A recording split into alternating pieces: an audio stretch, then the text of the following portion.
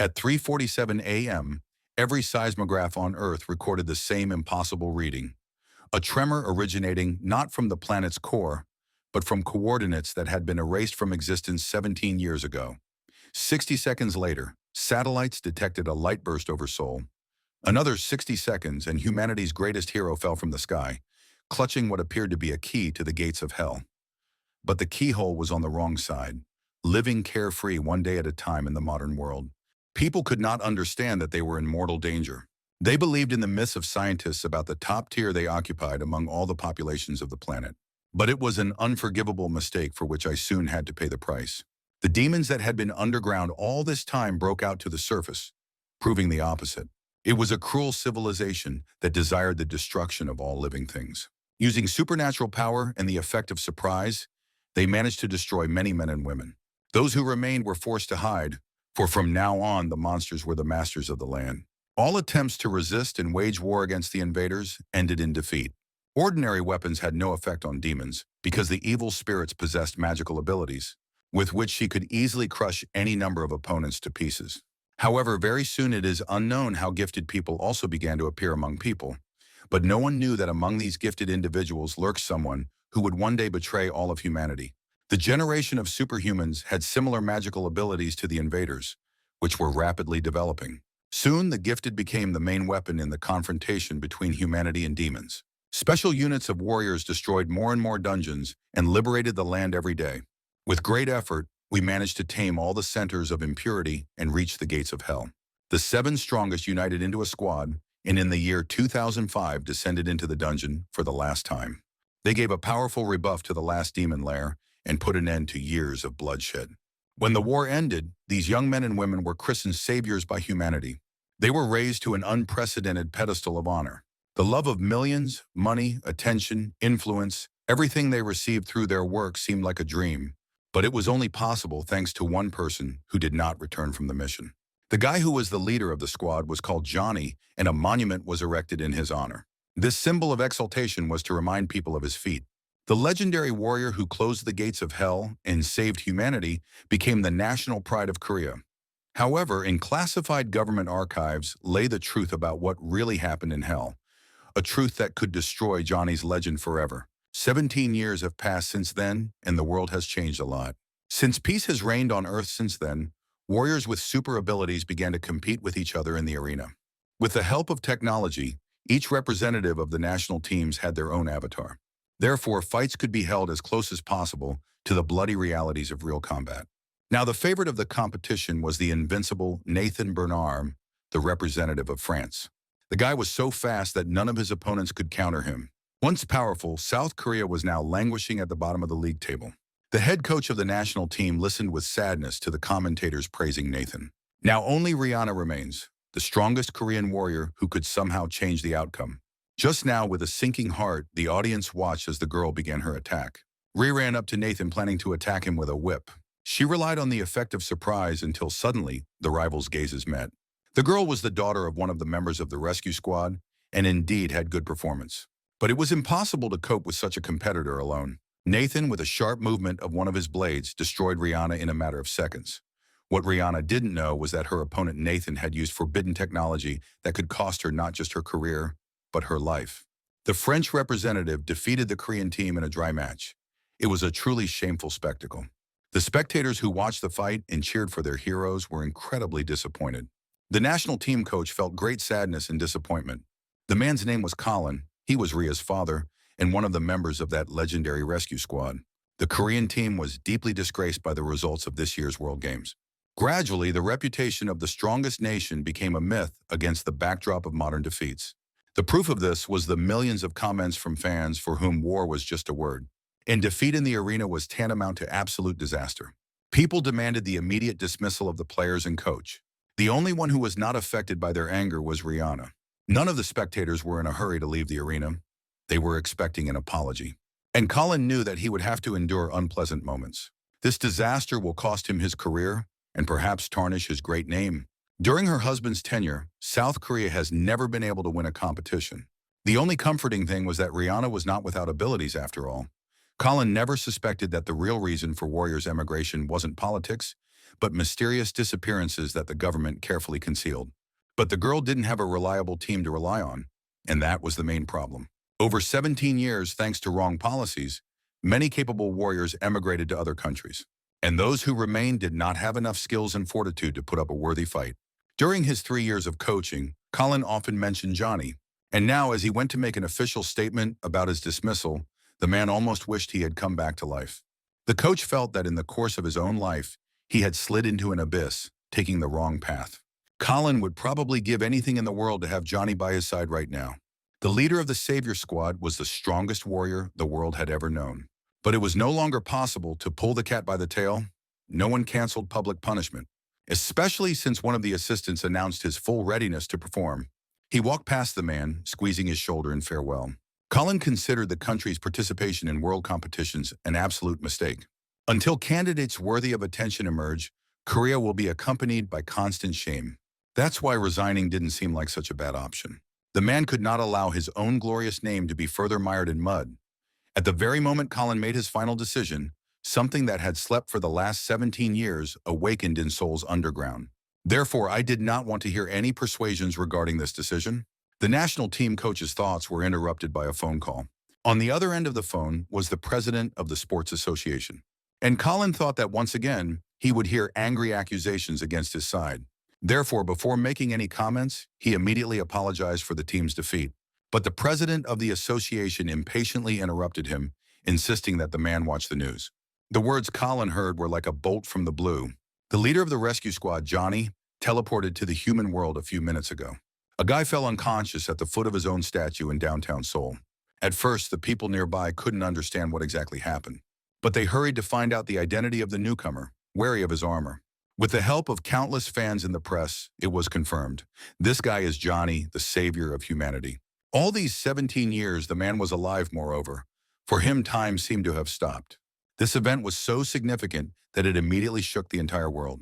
But most of all, Colin was delighted with this news, as he had been dreaming about it just a few minutes ago. But Colin didn't know that Johnny's return had triggered an ancient curse that now threatened everyone the hero loved. It was necessary to rush to the hospital, where the victim was immediately taken. There was no question of forgiveness and release. Johnny's appearance could revive the glory of the nation. A fierce battle was taking place in the brain of the hero, who had still not regained consciousness. Demons surrounded him on all sides, trying unsuccessfully to overcome him. Although Johnny was left alone, without the support of his team, he was still too powerful to die so easily. His speed seemed to be increasing somehow, but there was no time to think about it. The guy didn't expect to ever be able to escape from the gates of hell, but he wasn't going to stop either. The fate of humanity hung in the balance depending on him, and in the end, the gate to the dungeon closed. From now on, war was to remain a thing of the past. But Johnny knew that he wouldn't see it himself, because there was still a whole army of evil spirits standing against him. The hero prepared for death, accepting that it was a glorious and worthy of him. The warrior decided to take as many enemies with him as possible. This was the last thing the young man remembered when he woke up in a cold sweat in a hospital bed. At first, he walked away from the nightmare for a few minutes, trying to understand where he was. Johnny didn't yet understand that his consciousness wasn't the only thing that had returned from hell. A nurse ran into the ward, hearing strange sounds, and asked about the patient's well-being. She explained that Johnny was in the hospital. The next shocking news was that 17 years had passed since his disappearance. The warrior could not believe it. For him, several days had passed since the start of the last battle. The nurse didn't know how best to explain all the changes that had occurred during this time and simply turned on the TV. The hero stared intently at the flat screen in front of him. They showed news stories about him. The announcer reported that the young man had fallen from the sky to the foot of his own statue, and he is currently undergoing examination at a medical facility, so no one had detailed information. The news from the doctors was comforting that no serious injuries were found on the hero's body. Theories have already been put forward about the fact that the guy has not changed at all in appearance. Scientists assume that Johnny had fallen into a space-time anomaly in which he accidentally got lost. After watching the news, the hero realized that what was said was not a joke at all. It was difficult to comprehend. The reaction of the journalist was also expected, which the nurse immediately noticed. Vultures gathered at the entrance to the hospital, waiting for at least some comments from the savior. Among the crowd of journalists hid a man who had waited 17 years for Johnny's return, and not for an interview. 17 years passed, and they still annoyed Johnny immensely. In this regard, the year 2022 was no different from 2005. The young man asked for a mirror. He wanted to see if he really hadn't changed at all. He rubbed his face, trying to find any wrinkles, but it was all in vain. According to his passport, he should have been a middle-aged man. Suddenly, Johnny's mind was filled with material things and he, frightened, inquired about his fortune. The nurse said that according to his will, all the money was donated to an orphan's fund, and the hero's estate was turned into a museum, which was in great demand. Movable property, such as cars, was sold at various auctions for charitable purposes. From all of the above, it could be concluded that Johnny had nothing left. He was literally a hungry homeless man. Such bleak prospects had crippled the guy, but the nurse hurried to calm him down. She assured him that Colin would not leave the warrior in trouble. The man just called the hospital himself and promised to come as soon as possible. The savior of humanity was a national treasure and should have understood and felt how important he was to Korea. Watching Seoul from the window of his ward, Johnny did not recognize the city. Looking at the changed city, Johnny didn't notice the shadow watching him from the opposite rooftop, a shadow that knew all his weaknesses. He decided not to waste time and analyze the condition of his body using one of the skills. With the help of an analytical gaze, the guy could even predict the future of any object, his potential and strengths that needed to be developed, not to mention the present. Thanks to competent analysis, Johnny was able to develop his abilities the fastest among his competitors, and soon he became the coolest warrior on the planet and the leader of the main squad of demon fighters. And in addition, it was thanks to his analytical gaze that he saw Colin and began to teach him. Back then, that boy dreamed of joining his group. After seeing the candidate's performance, Johnny decided to give him a chance. Colin had tremendous potential and skills that the fighter squadron lacked.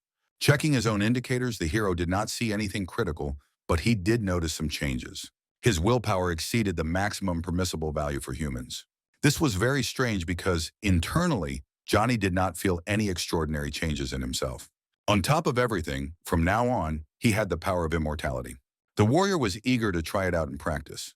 He understood that such an upgrade came about because of his achievements in the battle at the gates of hell. Immortality was not a gift, but a curse, and the price for it turned out higher than Johnny could imagine.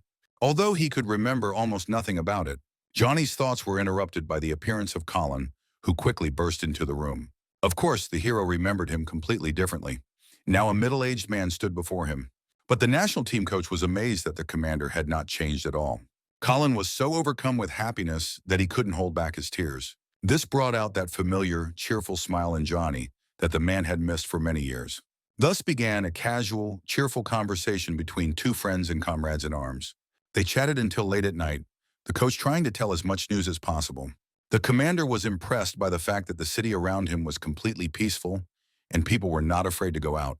Johnny remembered that he had asked Colin to write his biography before sending the group away, and now he was interested in whether his subordinate had fulfilled his request.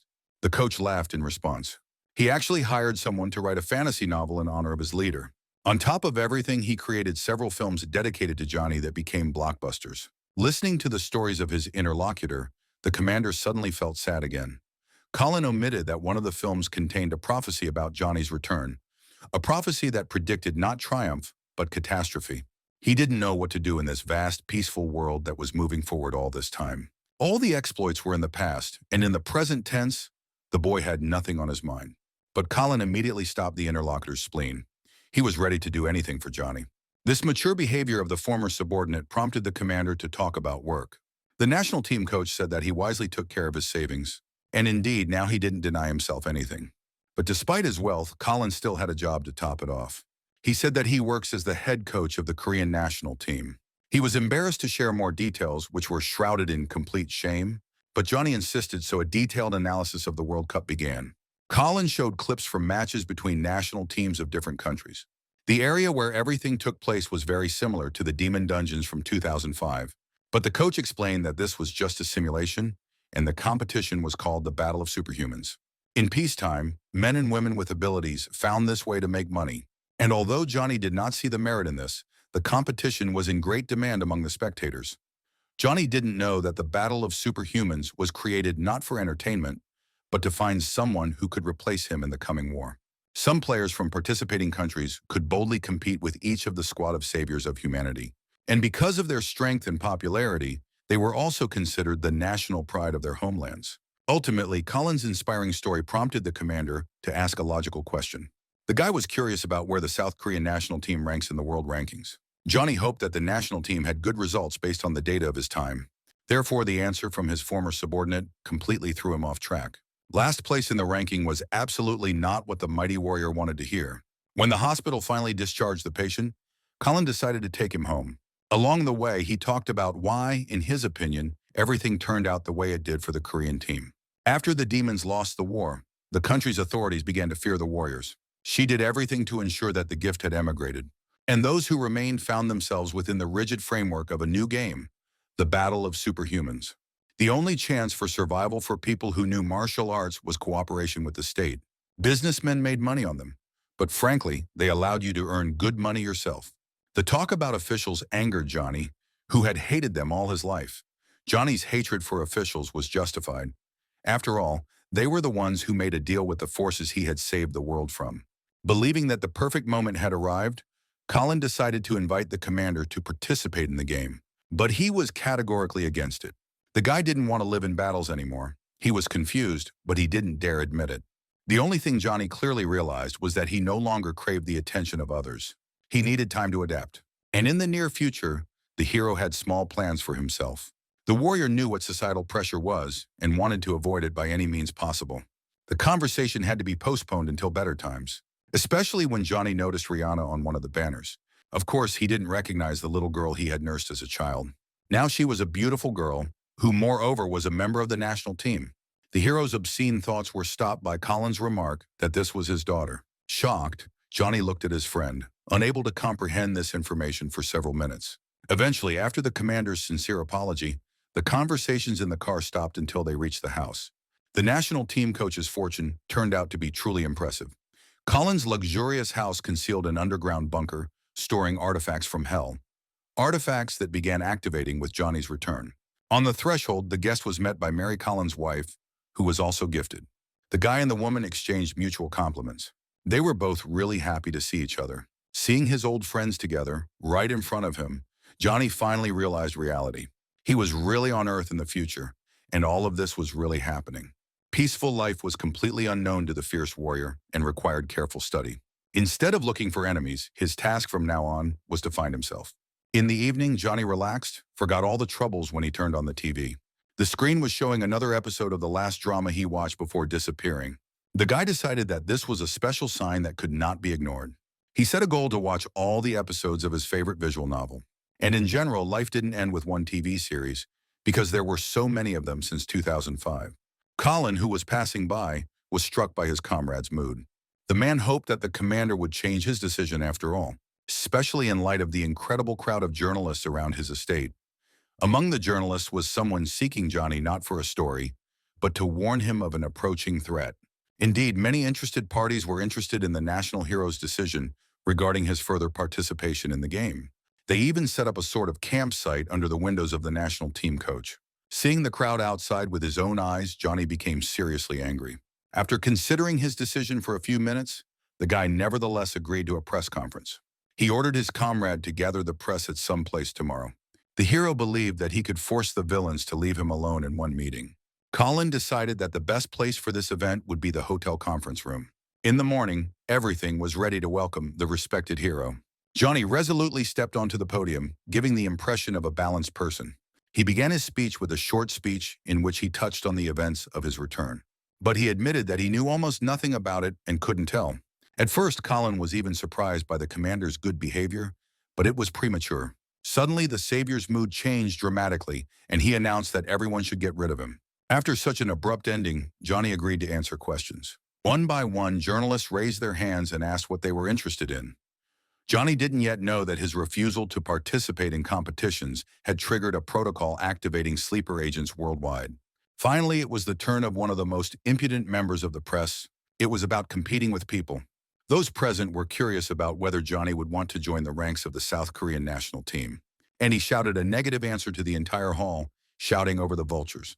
But the journalist was not going to give up, demanding a detailed answer.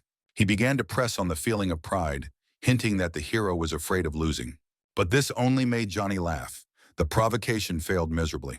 The guy emphasized that he will not succumb to societal pressure and will decide for himself how to live his life. Deciding that he had answered all the questions, the warrior said goodbye to those present and turned to leave. But already on the threshold, he was stopped by a boy in the corner of the hall.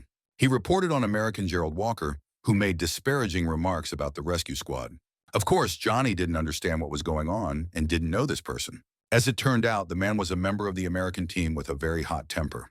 But despite his long tongue, he was not among the top 3 players in the world. After hearing the explanation, the hero calmly replied that in that case, he was not worthy of an answer. Accepting Walker's challenge, Johnny didn't suspect the American wasn't who he seemed, and this meeting would mark the beginning of the end. And to prove his point, Johnny agreed to face the bully in real combat. Face to face with his own hands, he promised to wring the scoundrel's neck. Since the guy was an important person for the planet, the press conference was broadcast to the whole world. So Walker and his agent also saw Johnny's response. The guy's manner of communication greatly irritated the American fighter. He expressed a desire to immediately fly to Korea and accept the challenge of the enemy. The next morning, the entire superhuman world of Korea was on edge. Everyone except Johnny. Colin was informed of the American side's plans, which were prompted by his comrades' words. And now the entire national team had to be responsible for the character of the hero in the ring. And this could only mean one thing for the country: a crushing defeat. The coach couldn't let the former commander get away with it. He was outraged by Johnny's indifference. Therefore, the man hurried to remind his interlocutor of his loud statements from the podium and relayed Walker's decision.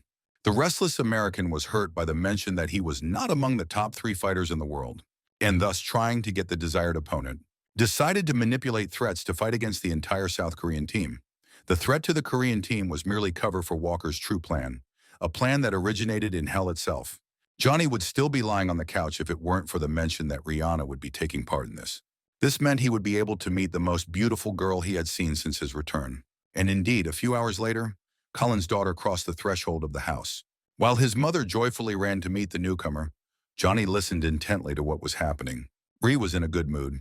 She was looking forward to seeing her uncle, who hadn't been around for so long. So it was decided to postpone the discussion of recent life events until later. The hero shyly but extremely friendly waved to the girl while sitting on the sofa. The beauty's reaction was violent. She rushed headlong into Johnny's arms, laughing happily. The leader of the Saviors was incredibly pleased to feel such love for himself from Ree. The whole house seemed to be filled with light when they began to communicate. Rihanna remembered Johnny's attitude towards her well.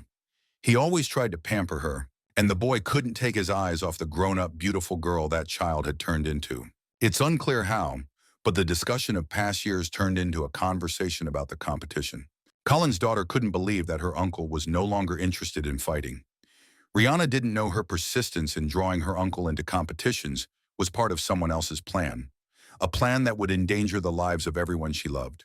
He, as always, expressed his categorical position on this matter. It was very difficult to refuse because Ree decided to use the heavy artillery of her charm against Johnny. At one point, she even pretended to be incredibly offended by him. Realizing that this would not win over her uncle, the girl decided to take a roundabout route. She invited the hero to join her for the association's avatar test.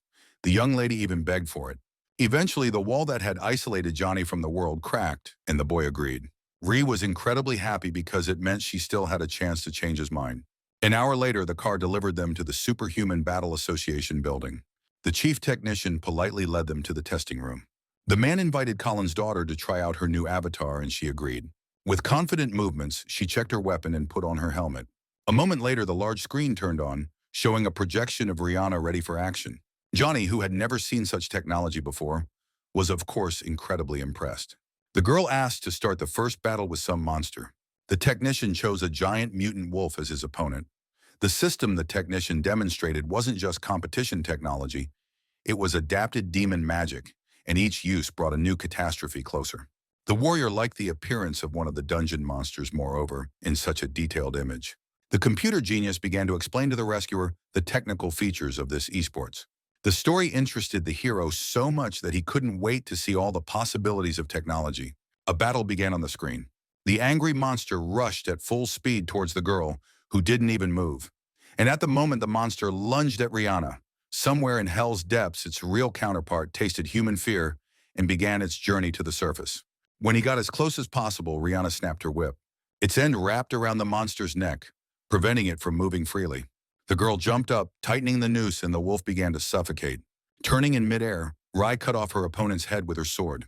At this point, the avatar check was completed. The system noted that all indicators were working properly. Rising from her chair, the leader of the national team immediately ran up to her uncle, interested in his opinion. Johnny, of course, praised her for her efforts, but in his own dismissive way. This angered Rihanna, and she suggested he try the program on himself. Of course, the offer was rejected, but the cunning girl did not give up trying to get what she wanted. She was eager to see what the warrior was capable of, because before, Rai had not been allowed to observe such things. Obviously, it was impossible for Johnny to resist the sad eyes of his beautiful interlocutor. So the boy agreed, although he continued to grind his teeth in anger. The lead technician immediately supported this idea, suggesting that the fighter choose a chair. He explained that to begin with, you always need to check the player's abilities. But because Johnny was not going to join the national team, this rule could be circumvented. What Johnny didn't know was that the testing system had been compromised weeks ago, and every scan was being transmitted to an unknown location where someone had been waiting 17 years for this exact moment. In order not to be left unarmed in the digital world, it was necessary to choose some artifact. Now, standard weapons in the form of a spear and shield were available in the training room. After some thought, Johnny chose only the spear for himself. He wanted to get this thing over with as quickly as possible and return to his couch. A few seconds later, sitting in his chair, he received his first connection to the virtual world. The system scanned the new participant's information quite quickly, and in a moment, Johnny's avatar was already standing in the virtual dungeon. The guy felt quite strange. You could even say that it was like a call from the past. The lead technician made it so that the boy could see him on the screen next to his face. After adapting a little and stretching his bones, the hero asked to generate a monster for himself. A few seconds later, a monster appeared above his head, somewhat resembling a Salirbane. The programmer explained that this creature could not be destroyed with conventional weapons. So she was a little different from the monster Johnny had spoken of. The monster, seeing its enemy, immediately attacked it. He was rapidly approaching, and the hero, in turn, threw away his weapon, which was useless in this case. The technician's shock wasn't just about Johnny's power. The system readings showed energy signatures that matched something locked away in classified government files marked Hellgate anomalies. With one movement of his fingers, he struck the monster with such force that not a single wet spot remained on it. Shocked, Rihanna and the head technician could not control their facial expressions. The girl had never seen such strong people before. Like the technician, who immediately began to doubt the veracity of what he saw. Johnny was tired of the empty chatter, so he asked to generate someone stronger. The guy wanted to test his new skill of immortality because there was no difference between the game and reality. While the technician was looking for someone worthy among the opponents, something unexpected happened. The system unexpectedly failed and intrusion occurred. The frightened programmer could not prevent the system from being hacked. A few seconds later, Gerald Walker appeared in the dungeon, next to Johnny. He brazenly declared that he wanted a vendetta and agreed to the hero's invitation. Since the young man simply stared at the man in silence, the man decided that this was evidence of cowardice. Therefore, he exploded even more with anger and impatience. Gerald rushed to attack his unmoved opponent. His sword was dangerously close to Johnny's face. Walker's sudden appearance wasn't a system hack. It was a carefully orchestrated plan by someone who knew exactly when and how Johnny would first use the avatar technology. But when Walker struck a second later, it turned out that there was no one in front of him. The surprised giant looked around. The surprise was that the enemy was already behind him. After some thought, Johnny decided that such a candidate was the perfect test of his abilities. The fight was approved by both sides, so no one stopped synchronizing. Both opponents analyzed each other, taking their time to strike the first blow. The worries of Rihanna and the lead technician were interrupted by the appearance of unexpected guests. Her father visited the training room with Gerald's manager and the association president, who assured that the fight was sanctioned and that it was okay. As it turned out, this trio took a good chance without asking Johnny for permission. The president of the Korean Association saw this as a good opportunity to move up in the world rankings. Walker's manager was quite satisfied with this offer. The main thing for her was to reassure the client. Colin thought his friend wouldn't be too nervous about this, and others thanked all the gods for Johnny agreeing to participate in the creation of his avatar. A fight broke out, and for now, it was unclear which of the opponents was stronger. Neither fighter realized that their battle was being broadcast to more than just Earth. Somewhere in the dimensional void, ancient entities were placing bets on the outcome. These were short attacks with gaps for regrouping, during which both men had a chance to catch their breath. Johnny respectfully appreciated the abilities of the American giant. He was as strong and durable as possible, but inferior in speed. Behind his long tongue and wayward character was hidden considerable power. This candidate was perfect to join to conquer another dungeon. But what was relevant now was the test of one's own immortality, not victory in battle. Therefore, Johnny quickly ran to the attack and at the last moment stopped near the opponent. At first, Walker didn't notice anything and hit his opponent with all his strength, hoping to win. But then to the giant strange logic of the hero of South Korea. Despite all the cryptic warnings, Johnny was almost completely crushed to the ground by the impact. Everyone who watched the fight held their breath. It is obvious that the legendary warrior lost the battle of his own free will, and it was incomprehensible. He stopped the rapid attack, allowing his opponent to win. But the surprise became even greater when Johnny's voice came from the makeshift crater. The immortality Johnny thought he'd gained in hell came with a price he hadn't discovered yet. Every death he survived fed something dark that grew stronger within him. He flew up the mountain so fast that Gerald had to back away. The one who was thought to be dead in the game turned out to be extremely alive and agile, which equally scared and angered the opponent. A wave of interest swept through the training room. The young man had no scars except for a torn tracksuit. Johnny was absolutely delighted with the test result and beamed with happiness. The hero explained that he received this superpower after the battle at the gates of hell. Despite such significant advantages, this skill was unnecessary for a fair fight. So the guy asked the technician to temporarily block it if possible. After a few seconds of clarification, the programmer answered in the affirmative and began the process. For Walker, Johnny explained that the upcoming defeat should not be related to his super strength. Therefore, he should forget about this short-lived and unfortunate incident. The giant heard the sarcasm in his opponent's voice and without haste went on the attack. On the way, throwing the hero his spear for equal opportunities. But Johnny started to tease him again. Johnny's confidence masked a growing concern.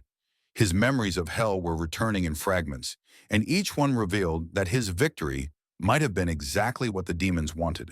The guy reminded me of Gerald's position in the world rankings. He knew that this was a big trigger for an American and was betting on it. Ignoring everything in the world, the giant forgot about his steps. He flew towards his opponent. Walker wanted revenge. The swords of the fighters clashed several times, but none reached the body of the opponent. At some point, the American again lost the extremely fast Korean hero. But he didn't even think about hiding. He was standing behind the giant's back. He only managed to look back when the blade of Johnny's spear almost touched his face. Gerald recoiled, not realizing that he would already be dead if his opponent had wanted him to. The more intense the fight, the wider the smile on the hero's face became. But in the end, he got tired of such dancing, and the guy decided to end the fight. He swung and threw the spear towards Walker. The force of the impact sent the American flying a long distance back. When the attack was over, Gerald looked out from the side of his shield, not knowing what else to expect. After analyzing the situation a little, the man realized that his opponent did not want him dead. Walker's gratitude would turn to horror if he knew the real reason Johnny held back. The hero was testing whether he could still control the demonic power coursing through his veins. Johnny controlled the trajectory of the weapon, aiming to teach the American a lesson. And taking advantage of his opponent's confusion, he decided to give him some advice. Walker's problem was precisely his giant shield, behind which he could not see the world. And if the fighter chose a smaller artifact, his blind spots could be reduced or even disappear altogether.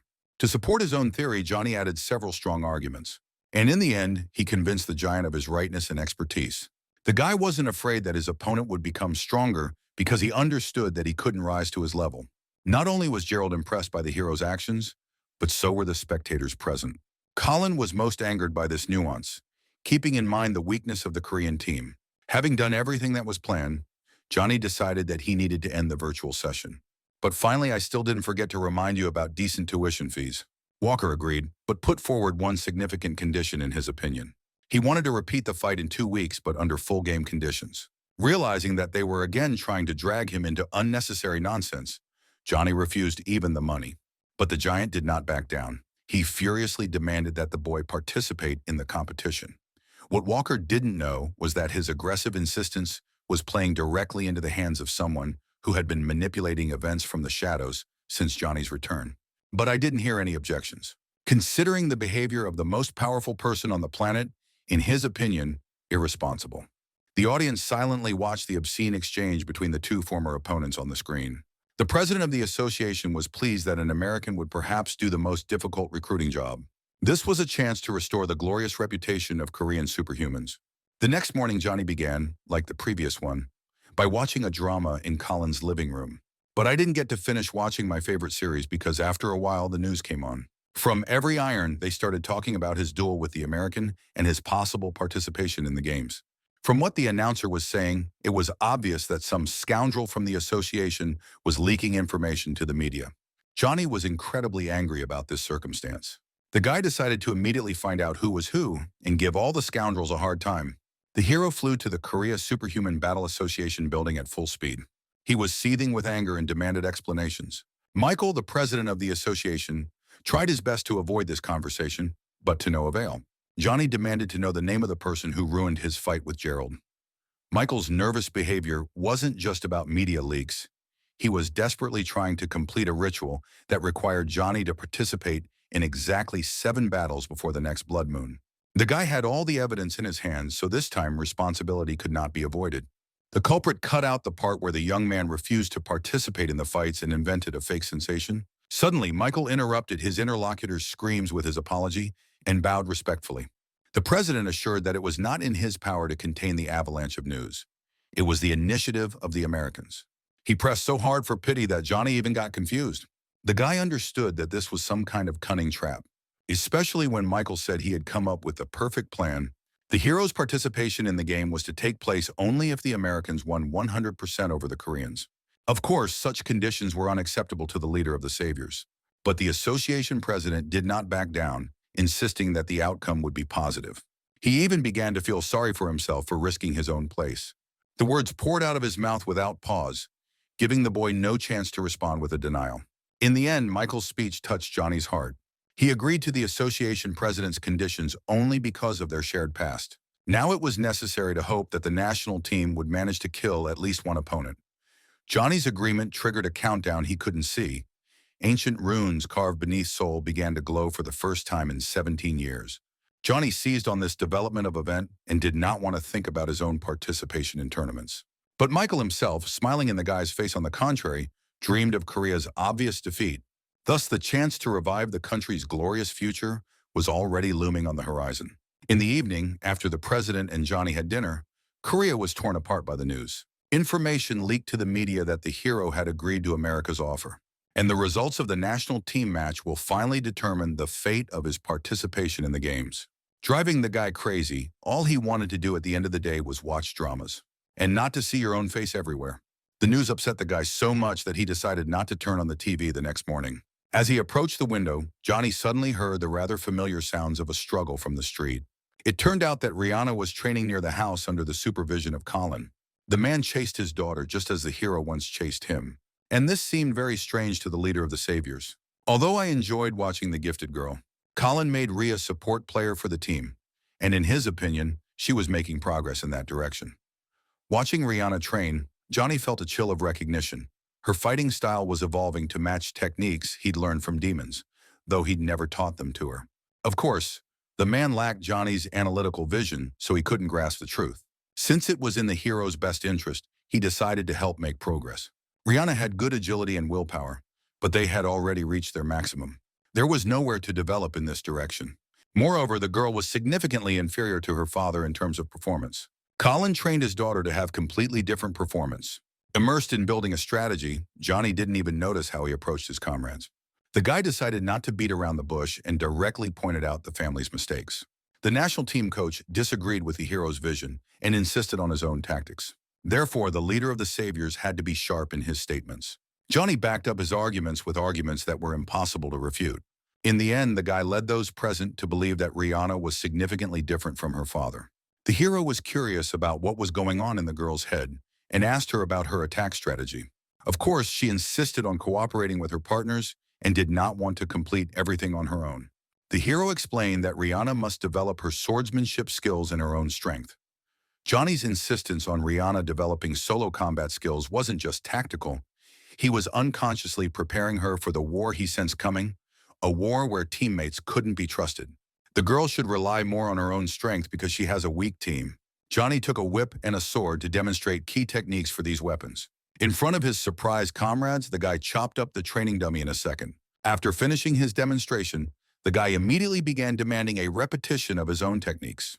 He announced that from now on, Rihanna will be the player who deals the main damage to the opponent. This news was a huge surprise for father and daughter. Not hearing a refusal, Johnny ordered the girl to immediately start strength training. And to top it all off, he brought her father here, throwing 500 approaches. There were only 14 days left to train the team leader, and the hero did not want to miss the chance.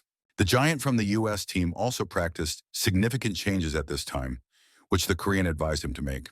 Gerald changed his shield to a smaller one and immediately became much more agile and faster. The team manager noticed this and promised the man good career development. The player was promised a reward for conscientious and regular training and skill development. Walker immediately asked how much he could expect. The manager promised with a smile that $10 million would be the fighter's new fee. The $10 million promise was more than payment. It was blood money, and Gerald had unknowingly signed a contract that bound him to forces beyond his understanding. Upon hearing the specific amount, the giant ordered his interlocutor to pass it on to Johnny. Gerald paid no attention to the representative's reaction because he always had to keep his word and he promised. It was necessary to strictly adhere to all the details of the agreement with the hero, because at stake was their meeting and battle on the international arena. 2 long Sundays of diligent training passed, and the long-awaited Day X arrived. Korean fans and sports commentators couldn't wait for the show to begin. The fate of Johnny's appearance as a member of the national team was to be decided today. All participants sat in their chairs and uploaded their avatars, and the casting announcement began. After the announcement of the Korean and American teams, Rihanna's name was announced as the leader, and Gerald Walker as the person on whom the agreement was made with the leader of the Saviors. Johnny himself carefully watched every detail of the competition. He relied only on Rai, in whom he invested everything possible these days for a worthy confrontation. The dungeon of Martha Bourne's old palace, guarded by an army of skeletons, was chosen as the arena. It consisted of 3 independent floors, each with its own boss. On the first floor, the main one was a skeleton warrior, who compared to the others was the weakest. The Martha Bourne Palace wasn't chosen randomly. It was built on the exact coordinates where Johnny had first encountered the demon who whispered the location of Earth's greatest weakness. The second floor was completed by a Death Knight of medium difficulty. And on the third final floor, a bone dragon and a lich were lurking. While the teams were taking their starting positions, the organizers announced the rules of the game. The audience held their breath. Everyone was eager to see the outcome. At the command, the competition began, and the U.S. squad rushed forward first. The Americans ran straight towards the skeleton army with the obvious intention of engaging in a fight. The battle, given their powerful force, was swift. They acted so harmoniously that they instantly focused all the attention of the audience on themselves. Meanwhile, the Korean national team took a different path. Each of the participants moved at a high speed that they had never shown before. Shocked commentators watched as Rihanna and her team bypassed the ordinary security guards. They weren't going to engage in duels with those, heading straight for the boss on the first floor. Everything had been agreed upon in advance with Colin, who mentally praised the boys and girls for their efforts. The coach's tactics were to defeat the main monster on the floor and overtake the opponents. This behavior of the players made an impression on the spectators. The team's sudden tactical brilliance wasn't just training. Something was guiding their decisions, and that something had an agenda that extended far beyond winning games. For the first time in the history of the games, the Korean team decided to take a risk. If the team manages to eliminate the boss on the floor, they will close the passage above for the U.S. for a while. Given the difference in strength, this was a good chance for a significant advantage. A few minutes later, Rihanna saw a skeleton warrior in front of her. Focusing all their attention on the main battle, the players and coach did not notice the strange lull. Walker and his team had long since cleared the path, but were in no hurry to join the fight. The American scouts secretly observed the actions of the enemy, waiting for the right moment. Realizing that his opponents had a chance to win, Gerald decided to act radically. The man ordered the squad to stay on the first floor and attack the Korean team. He even borrowed strength from one of his team members for such purposes. And then when the monster was almost finished, something unexpected happened. Rihanna rushed into the final attack, ordering the rest of the team to cover her. But in the heat of the battle, she didn't notice the giant Walker, who knocked the girl off her feet at high speed. Of course, the other members of the national team squad did not have time to react, but only looked around in fear. Colin, realizing that this was the end, was very angry at the treachery of his Western colleagues. Rihanna's elimination triggered something in Johnny that terrified him. For a split second, his vision had turned red, and he'd felt an overwhelming urge to tear Walker apart with his bare hands. Rihanna was eliminated from the game before she could offer any resistance to the enemy. Dealing with the rest of the Korean team, Gerald did praise them for their resourcefulness. But the stakes were too high to give the opponents any advantage in the fight. With one sharp blow, the man got rid of the first floor boss and began the countdown. In 10 minutes, the American team won a complete, undisputed victory over their opponents. Despite the change in strategy, Korea still lost the first round. Today, after enjoying the spectacle for a while, the fans again received a bunch of negative emotions. Tired, Rihanna walked down the hallway to the locker room, sniffling. The girl was in despair, believing that all the training had been in vain. But when she opened the right door, she froze in surprise. All the team members listened in silence as Johnny decided to give them a lecture. The guy didn't accept any objections on this matter. His future depended on it, and he did not want to play under any circumstances. The hero pointed out the team's mistake. They treated their opponents with disdain. The Americans were stronger and more experienced, and therefore dangerous. Johnny's tactical advice carried an undertone even he didn't recognize. He was unconsciously teaching them to fight not just Americans, but something far more dangerous that was coming. But the option for fighting remained. It was possible to significantly thin their ranks. Based on his own experience of going through this dungeon, Johnny had an idea. According to his concept, it was not necessary to complete the quest in its entirety, because it was completely pointless considering the poor preparation of the Korean team. The hero emphasized that the main line from now on will be to observe opponents. Dungeon monsters will be a secondary target. Explaining seemingly elementary things, Johnny sympathized with Colin as a helpless coach. Having overcome his sudden anger at those around him, the warrior continued. He clearly and in detail told those present all the necessary actions to inflict significant damage on the enemy. The next day, the U.S. team surged ahead even faster than in the first round. Commentators have even begun to speculate on the team's next steps. In their opinion, the goal was to eliminate the Korean team, just like last time. But to everyone's surprise, the national team changed its strategy again and confused the spectators. No one in the detachment was going to work on defense and cover the rear. Everyone was rushing forward headlong. Only Johnny knew what was happening and smiled mysteriously, looking at the screen. Johnny's smile faltered as he noticed something on the screen that chilled him to the bone. Shadows moving independently of their owners. Shadows he'd seen before, in the depths of hell. He clearly saw the team's potential. The main thing was not to miss the right moment. Even Rihanna, this time for some reason, believed that the plan would work 100%. The American scout, like last time, hid near the boss on the floor waiting for opponents. But to his surprise, the Korean team was nowhere to be seen. The players seemed to have vanished into thin air. Walker thought the Koreans wouldn't change their tactics every round, so he didn't understand what had happened. Gerald was already mentally fighting Johnny, completely disregarding today's confrontation. Suddenly, the man heard a rumble behind him. Looking back, the American saw part of the dungeon wall crumbling before his eyes. The enemy team quickly flew through the newly formed gap towards the U.S. detachment. The opponents were able to take advantage of the numerical advantage and catch Walker by surprise.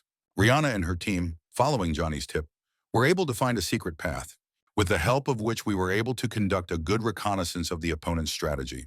And now, when only 5 people opposed them, they could compete with them in strength. Rihanna received personal advice from her uncle regarding Gerald. The hero advised the girl to aim at the enemy's legs because now they were in the risk zone. Johnny's specific advice about targeting Walker's legs came from a memory he wished he could forget. The last demon he'd faced had used identical vulnerabilities to devastating effect. This was due to recent tips during the match. This time, the girl didn't attack alone. She was covered by a magical enhancing aura, thanks to which the forces of the opponents were significantly suppressed. A fierce meat grinder has begun, and although Gerald managed to get rid of 2 enemies, the girl was not far behind him, which extremely infuriated the giant. It turned out that the Korean national team was very cunning. The girl's assistants also contributed, not neglecting any opportunity to cause harm. Realizing that the situation could become critical in this way, Walker called a general meeting. The 3 Americans found themselves surrounded, but not for long, so they had to hurry. The Korean national team now had 8 living players, who incredibly wanted to win. Gerald's murder count gradually increased, but Rihanna almost reached him. She wanted to live up to her uncle's expectations. The girl moved like a shadow, and the opponent could not focus his gaze on her. Rihanna's shadow-like movement wasn't just skill. She was unconsciously channeling something dark, and Johnny realized with growing horror that his return had awakened more than just himself. Waiting for the right moment, Rhea attacked her opponent in the legs as Johnny advised. But I wasn't going to stop to get bogged down in close combat against a tank. Having run the required distance, she used the whip. A few seconds later, the clumsy Walker was on the ground. His henchmen also had a hard time. Despite the significant losses of the Korean national team, they became heroes in the eyes of the audience. Gerald gritted his teeth as he watched the enemy approach him. He chided himself for his carelessness and condescending attitude. Rihanna pointed her sword at him, and although the man guessed that it was the work of his uncle, he did not confirm it, taking his life. Colin couldn't believe what he saw on the screen. For the first time in his entire coaching career, the team's game picture changed. Johnny smiled contentedly. His future was now secure. The guy won't need to get his hands dirty. Others will teach the American instead. Commentators enthusiastically discussed the dramatic changes in the scores of the two teams. But despite Korea's efforts in the end, America won again.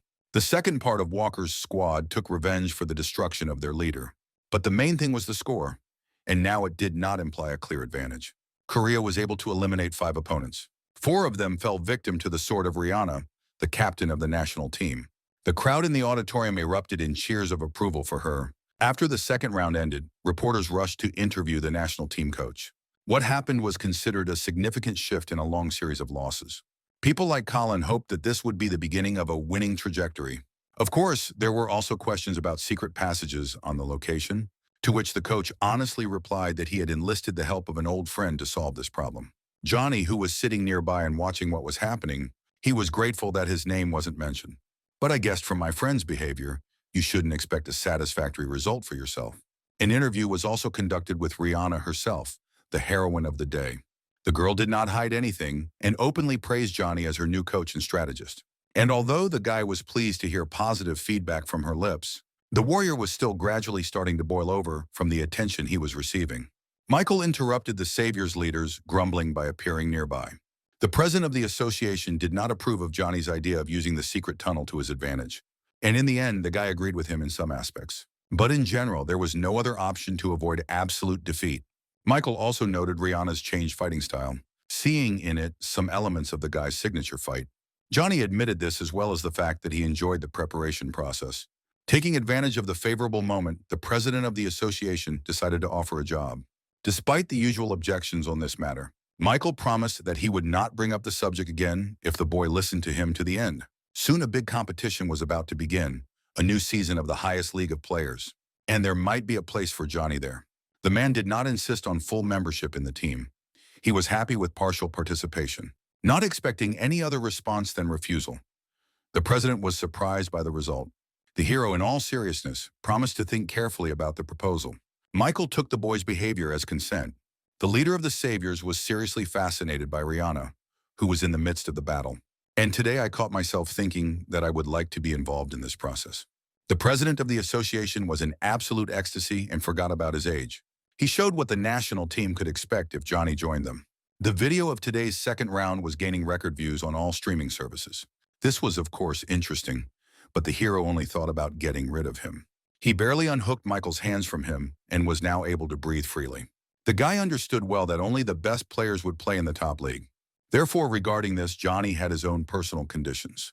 The president of the association was ready to fulfill any demands of the hero, which he immediately informed his surprised interlocutor about. But after a few seconds, a sly smile lit up the face of the leader of the Saviors. The next morning, another training session was taking place near Colin's house. But this time, the preparation was no longer needed for Rihanna. The comrade was, to put it mildly, not thrilled with this turn of events. But with Michael's light hand, the man unexpectedly became part of Johnny's squad. Of course, Collins was happy that the commander was moving on and decided to live life. But the national team coach understood perfectly well that he was no longer at the right age to compete. Unlike him, the hero was sure that it was worth simply making more effort. The participation of his comrade was for him a necessary reinforcement in the group of losers.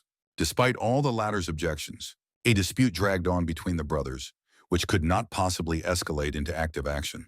In the end, Johnny's stubbornness prevailed and Colin had no choice.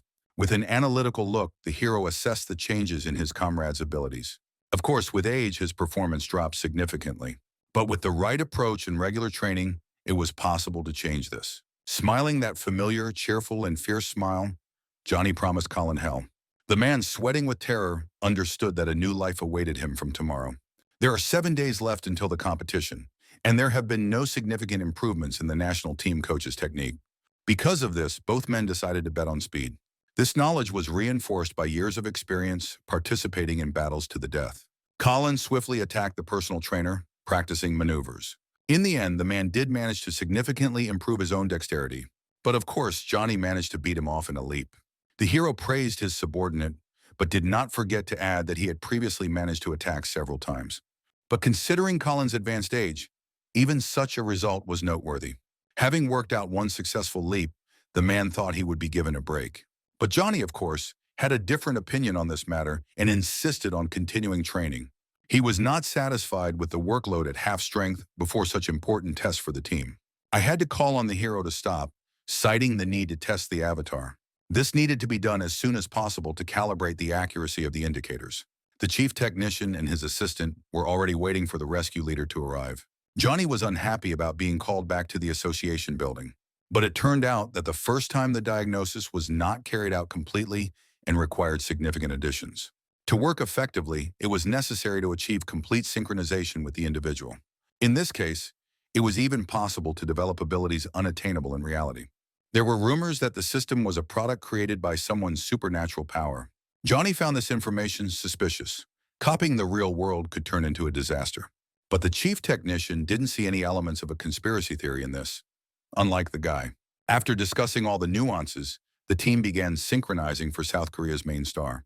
To begin with, you had to focus on the hero's agility, strength, and aura. The process required rigorous training with fast timing. On command to test his strength, the boy had to pull the handle of a machine gun. The first time Johnny did this, as if trying on a new gadget, the next time the result was better than the previous one. In the end, the strength indicators of the leader of the Saviors reached their maximum level, but still, they were not considered the greatest for a warrior of his status. To determine agility, another test was required. Johnny had to press levers located in different parts of the room. At the signal, the guy began to move along the indicated trajectory at maximum speed. The agility was so high that no one expected to see it in this case. The indicator exceeded the force by more than 100 points. But Johnny himself did not consider this a great achievement, because he understood that he could do better. Therefore, he persuaded the chief technician to test his dexterity once again. The indicators jumped even higher than last time. Better than this was the result of only one person, Nathan Bernard. He scored over 1,000 points and could have competed with Colin when he was young. The Frenchman's performance aroused excitement in the guy, and he decided to break this record. Having agreed to the retest, Johnny focused and concentrated all his energy on one goal. This time, it was impossible to visually track its trajectory. The hero turned into solid energy, but with every second he continued to increase his speed. It seemed that the guy had far surpassed his previous performance. The computer informed me that the testing was complete, and I could stop. This time, Johnny's agility matched that of Nathan Bernard. This result led the hero to think that he could go beyond his own capabilities. But this needed confirmation in other disciplines as well. Therefore, the guy turned to the chief technician with a request to repeat the strength testing. At the signal, the leader of the rescue squad pulled the handle of the machine gun. And indeed, having set a goal, he managed to surpass his previous performance. Colin told him the result, and the commander realized that he could do whatever he wanted. Increase strength indicators or agility indicators depending on your own concentration. Aside from the training room, Johnny already felt like this had happened before. At the gates of hell, when he was alone against an army of demons, when he no longer expected to make it out alive, he also increased his own performance. Only thanks to his own willpower, which exceeded all human possibilities. In that case, all the competitions could have been completely useless for him. Returning from the afterlife, the boy felt that some force was confidently pushing him to participate in the game. The final test was to determine the power of the player's aura. The hero simply had to touch the sphere in front of him and release his energy into it. Usually, increasing such indicators was extremely difficult, requiring extensive training and self-discipline. Johnny never managed to reach 100 points, no matter what he did before, and now the guy decided to try the same concentration trick. In front of the amazed spectators, the hero's performance increased without stopping. At some point, the leader of the rescue squad decided that he needed to remove his hand. Because it was impossible for a person to get more than 100 points in this discipline, the testing was concluded with a loud discussion of the results. Johnny's aura score was over 1,000 points. It turned out that the guy had just set a new record for humanity a couple of seconds ago. He was pleased with himself, and the reactions of those around him stroked his ego. The hero was informed that the previous record was set by Catherine, one of the members of his squad. It was because of their self-confidence in this regard that conflicts always arose between them. When the testing was finished, the chief technician announced the limitations. Given the immortality skill, the board decided to block it. As compensation, the parties agreed to receive cash payments. Worried only about the financial component of his life, the guy was unaware of other aspects. After his return to the human world, a huge sect was formed in honor of the hero. Adepts believed in his divine origin and supernatural abilities. Their leader claimed that following Johnny's path would guarantee them salvation. People saw supernatural properties, even in images of idols. After completing the avatar synchronization, Colin and Johnny saw a crowd outside their house. When the adepts saw the object of worship, they immediately began chanting its name. Unlike the guy, the national team coach knew John's sect well and told him a little about it. It turned out that there were many slightly inadequate people who considered the commander to be God, and they followed the guy wherever he went, along with a crowd of reporters. The leader of the Savior Squad was supposed to show them the way to survival in a dying world. Everything Johnny heard irritated the warrior beyond measure. He set himself the goal of immediately showing them the obvious path away from him. The guy jumped off the balcony of the house before Colin could stop him, but despite attempts to silence his followers, they glorified his name even more. Finally, with great effort, silence reigned around the house. The warrior announced that despite all the beliefs about his personality, all members of the sect should leave him alone and forget the way to this house. To cement the result, the guy even began threatening those present with violence. But the crowd perceived this as punishment for wrongdoing. Therefore, with even greater determination, they began to beg the idol for mercy. Sick people were impossible to convince. Johnny had just learned that for himself, which made me completely lose self-control. A few minutes later, everyone who had gathered outside Colin's house was lying on the ground unconscious. The leader of the rescue squad felt sorry only for the child, who, through his own naivety, had fallen into a bad environment. After the sect members were finished, it was possible to return to the training of the master of the house. The national team coach considered this a pointless waste of energy, which, moreover, in the future, could provoke an even greater surge of interest in Johnny. But the guy was adamant. He was satisfied with his own methods of solving problems. While the comrades were arguing, the head of the hero cult watched them from afar. At some point, the leader of the rescue squad noticed a foreign object, but the unknown person immediately disappeared, using a dark aura to do so. Finally, the last week of preparation passed, and guests began to flock to Korea's main airport. Among them were well-known association agents, including Joe Pellman. He cherished the hope of successful recruiting. It is not often that legendary personalities return to life. For others, such hope seemed dubious, because only Catherine once briefly agreed to participate in the games. But the man didn't listen to anyone. He couldn't miss a good chance to make money. But Joe wasn't the only one with interesting ideas. A competitor from Europe appeared in the airport lobby, Jack Rand. While men played preformed roles in front of each other, reporters paid attention to the newcomers. These were the Morrow brothers, presidents of the Paris Lumiere Club, who wanted to see Johnny in their cast. But the legend's refusal wouldn't be a disaster for them, and the fan base could satisfy them. Seeing each other, the men stopped, the common goal giving rise to competition. Suddenly, even the sounds of the cameras disappeared somewhere. Everyone turned to the door, through which a long-haired woman walked silently. The youngest member of the rescue squad, Catherine, smiled mysteriously, looking around the lobby. A huge crowd formed near the stadium where the games were to be held. These were people who simply couldn't buy tickets due to lack of seats. Those who remained on the street waited for the arrival of the South Korean national team. And then a few minutes later, Johnny and Colin stepped out onto the red carpet as their own personas. The guy was in good health and spirits, anticipating a busy day. When journalists saw the main person of the day, they immediately rushed to interview him. They rushed towards the leader of the rescue squad, like a herd of horses. Colin, realizing that society's attention is focused on his friend, technically he removed himself from the situation, which angered his commander. But it was thanks to the interviewers that the guy learned about Catherine's presence among the audience. He hadn't seen the girl since the last battle and was surprised by her visit, especially since she seemed to be telling everyone around her about her seniority. Having finished the conversation, Johnny resolutely headed for the locker room. Ignoring those present, the boy quickly moved towards Colin. Seeing his friend, the hero immediately reported Catherine's sudden arrival. The news was also appreciated by Rihanna, who of course was with her father. Logical questions arose about this because they were by no means friends. The girl came from a wealthy Chinese family, and although she had good potential, she was too lazy to spend time training because of her status. She always disliked Johnny's leadership and his constant pressure. And the boy was annoyed by Catherine's arrogance and refusal to obey. The girl always relied on her aura, disregarding all the rules of combat. Almost every second, she heard some kind of insult from the commander.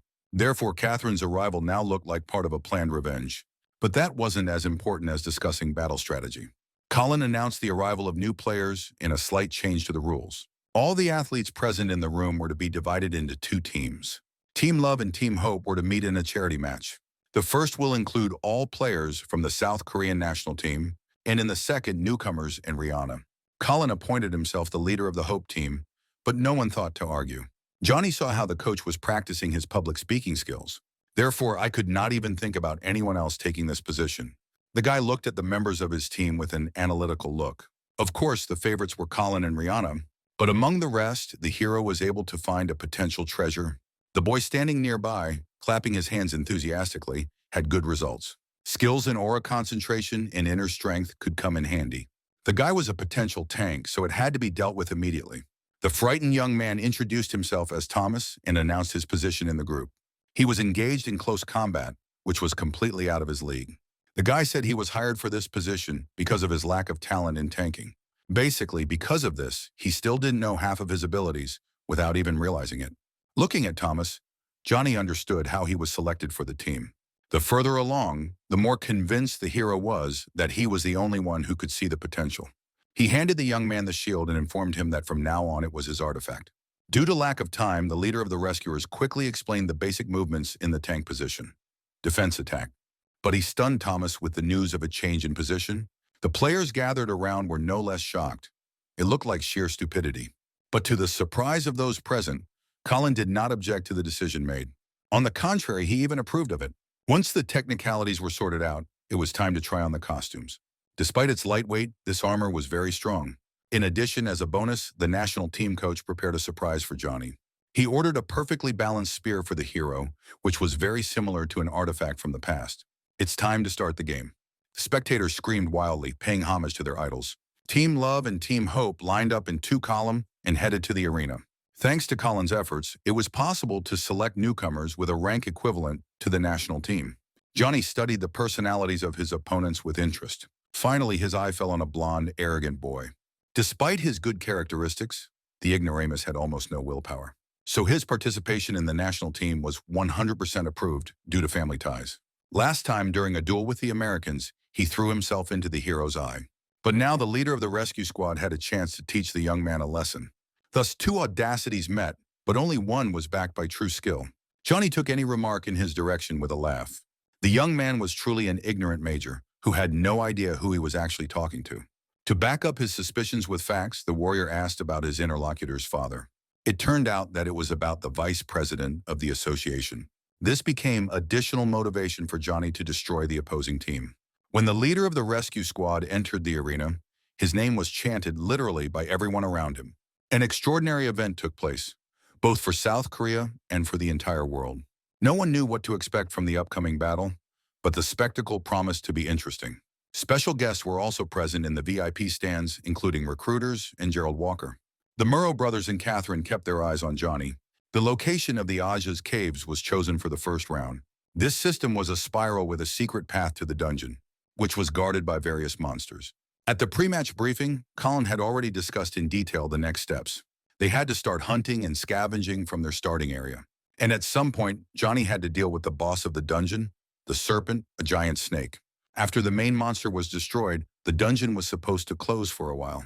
During this time, the rest of the team had to move to the inner circle and face the opponent. Colin, his daughter, and Johnny promised to ensure the integrity of the rest and destroy the love team. Although this strategy seemed too long to the leader of the rescue squad, he did not argue. With the help of technicians, the players found themselves in the starting sector of the location. The national team coach ordered everyone to take their positions. A frightened Thomas held himself close to Johnny as possible, constantly nervous in his new role. The first spiders quickly found their prey and immediately attacked. At the same moment, the same thing was happening at the starting point of the love team. The brazen brawler burned the monsters with flames, keeping his distance. Of course, arthropods reacted poorly to fire. Adam, that was the young man's name, was nervous only because of their number, and he was also annoyed by the image of the all-powerful Johnny, whose achievements were long gone. Due to constant thoughts about their short-lived argument, the major was losing control of himself. Destroying the monsters around him, he barely had time to think about his brothers. Adam couldn't wait to meet his new enemy face to face. He wanted a vendetta. Meanwhile, on the other side of the map, Colin and Johnny were working in tandem. Their movements were clear and coordinated. While one was hedging, the other was deftly attacking, leaving no chance for his opponents. Despite the 17-year pause, Colin felt as if time had stopped for him and his commander. The man understood when to retreat or provide assistance, and knew that he had reliable rear. But the audience was incredibly excited because it was the first time they saw their friends work in person. The rescuers skillfully destroyed the crowd of spiders, which seemed endless. In the end, one area of the caves was cleared only thanks to the efforts of these two warriors. Thomas finally began to feel his limbs, which had gone numb with fear. He wanted to take an active part, despite his new role on the team. Johnny noticed that, even with such significant changes, the young man acted quite confidently and effectively. In the heat of battle, Thomas decided to use his aura skill a little differently, spreading it across a shield. He didn't know if concentration would help, but there was no choice. The boy attacked the spider. And to his surprise so far, everything was working out as it should. During defense, the young man managed to reduce the damage from the enemy's attacks by concentrating. The effect was so striking that Johnny paused for a moment to take a better look. He praised himself for not making a mistake in his own choice. The brazen spider, which tried to attack the hero from behind, was eventually repelled. The leader of the rescue squad used his signature meter attack. This caused incredible delight among the French brothers. And Catherine, who was sitting next to him, only frowned even more. She knew very well what this technique was. Despite the use of superpowers, Johnny looked like he wasn't doing anything special at the time. It was impossible to evade this powerful technique. And now, despite 17 years of absence, it turned out that the hero had not lost his grip. It seemed like he was playing around in the arena, not taking the situation seriously. When the enemy around them was destroyed, Colin called a new meeting to discuss next steps. But to his surprise, Johnny was no longer among the players. It turned out that the leader of the rescue squad had already set out to destroy the dungeon boss. It was necessary to save face, so the national team coach called this decision the right one. Based on the new data, it was necessary to go to clear the next location. Meanwhile, the serpent again met face-to-face with the glorious warrior who had once destroyed him. And although the snake looked quite powerful, this time it was going to die just as well. The main battle of the dungeon has begun, the ending of which surprised even Johnny himself. The boy managed to kill the monster with one blow of his spear. Because of this, the hero had to wait for the rest of the team at the specified location. And they were incredibly surprised to see the leader of the rescue squad in front of them, especially considering that Johnny was sitting on the remains of a snake he had killed on his own. While waiting for the team, the hero had time to consider his next steps. He called upon Rihanna and Colin as his assistants, stating that the three of them are in for a busy short trip. While the rest of the Hope team was busy increasing their own combat aura, the three main members were heading to meet the opposing team. Colin was a little nervous about his comrade's silent stance, so the man decided to figure out a plan of action, which it turns out was built solely on the idea of destroying an arrogant member of the love team. Johnny was quite happy with the frontal attack strategy. At this time, the national team completed the clearing of the next sector. During the time of destroying spiders and other small monsters, Adam managed to significantly increase the rank of his aura. He believed that this should be enough to destroy the legend of the past. But the young man's self-confidence almost cost him his life. The commander of the Love Squad repelled a surprise enemy attack in the face of the Major. It was a spear that could only belong to one person, Johnny. The opponents were approaching, so the members of the national team grouped together. At least they tried to do it in the meantime to avoid further attacks. Soon, other members of the Hope team arrived at the location, and the team found itself surrounded. Thomas was still nervous about his abilities. This was to be his first experience fighting a human. In the role of a tank, the guy had to be the first to attack. Meanwhile, Colin and Johnny were preparing for the march throw. The hero acted as a catapult for his comrade. To help the national team coach, the warrior threw his spear after him. Two simultaneous attacks confused the opponents, who did not know which flank to cover first. At first, they thought Adam was the target. The boy was seriously frightened by such a prospect. But it was a cunning plan, designed to dull attention and distract from the main thing. The real target was the opposing team's tanks. When the opponents realized this, it was already too late. Rihanna rushed to save her father from the clutches of angry enemies. With a deft movement of her whip, the girl moved Colin to the side of her comrades. The man ended up at Johnny's feet, who immediately seized the opportunity to mock him. Still, the years took their toll, and the national team coach needed help. All points of the plan have been implemented 100% so far. Now, it was possible to fight, choosing your opponents on equal terms. The hero suggested that his comrades split up. Of course, he was looking after Adam for himself, who in terror and rage didn't know where to put himself. Commentators were delighted with the Hope Squad plan. It was a brilliant strategy. Rihanna and Colin, with Johnny's help, quickly launched an attack. The warrior in no hurry began to approach his opponent. But when Adam was about to attack, he suddenly realized that his opponent was already behind him. The blow was not long in coming. The leader of the rescue squad knocked the boy off his feet with one swing of his own shield. He didn't want to drag out the fight with the useless guy, so he immediately took up the spear. The rest of the love team was still surrounded by the Hope Squad. Among them was the leader of the national team, who was incredibly saddened by the statistics of the team's deaths. He hoped to crush his opponents with collective pressure, and for his first attack, he chose Thomas as his target. In a split second, the tank remembered all of Johnny's instructions regarding battle strategy. Enhancing the effect of his shield with aura, the young man managed to repel his opponent's attack quite well. After defending, Thomas immediately attacked, pushing his opponent away from him. The national team commander was unpleasantly impressed by the strength of the guy he seemed to know. But despite the opponent's power, it was clear that he felt insecure in his new role. Suddenly, in her most needed moment, the young man's new mentor came to his aid. Johnny praised Thomas for his almost exemplary efforts. Now the boy could rest, because experienced warriors had intervened in the fight. Sometime later, a charity meeting of the teams ended with the victory of the Hope Squad.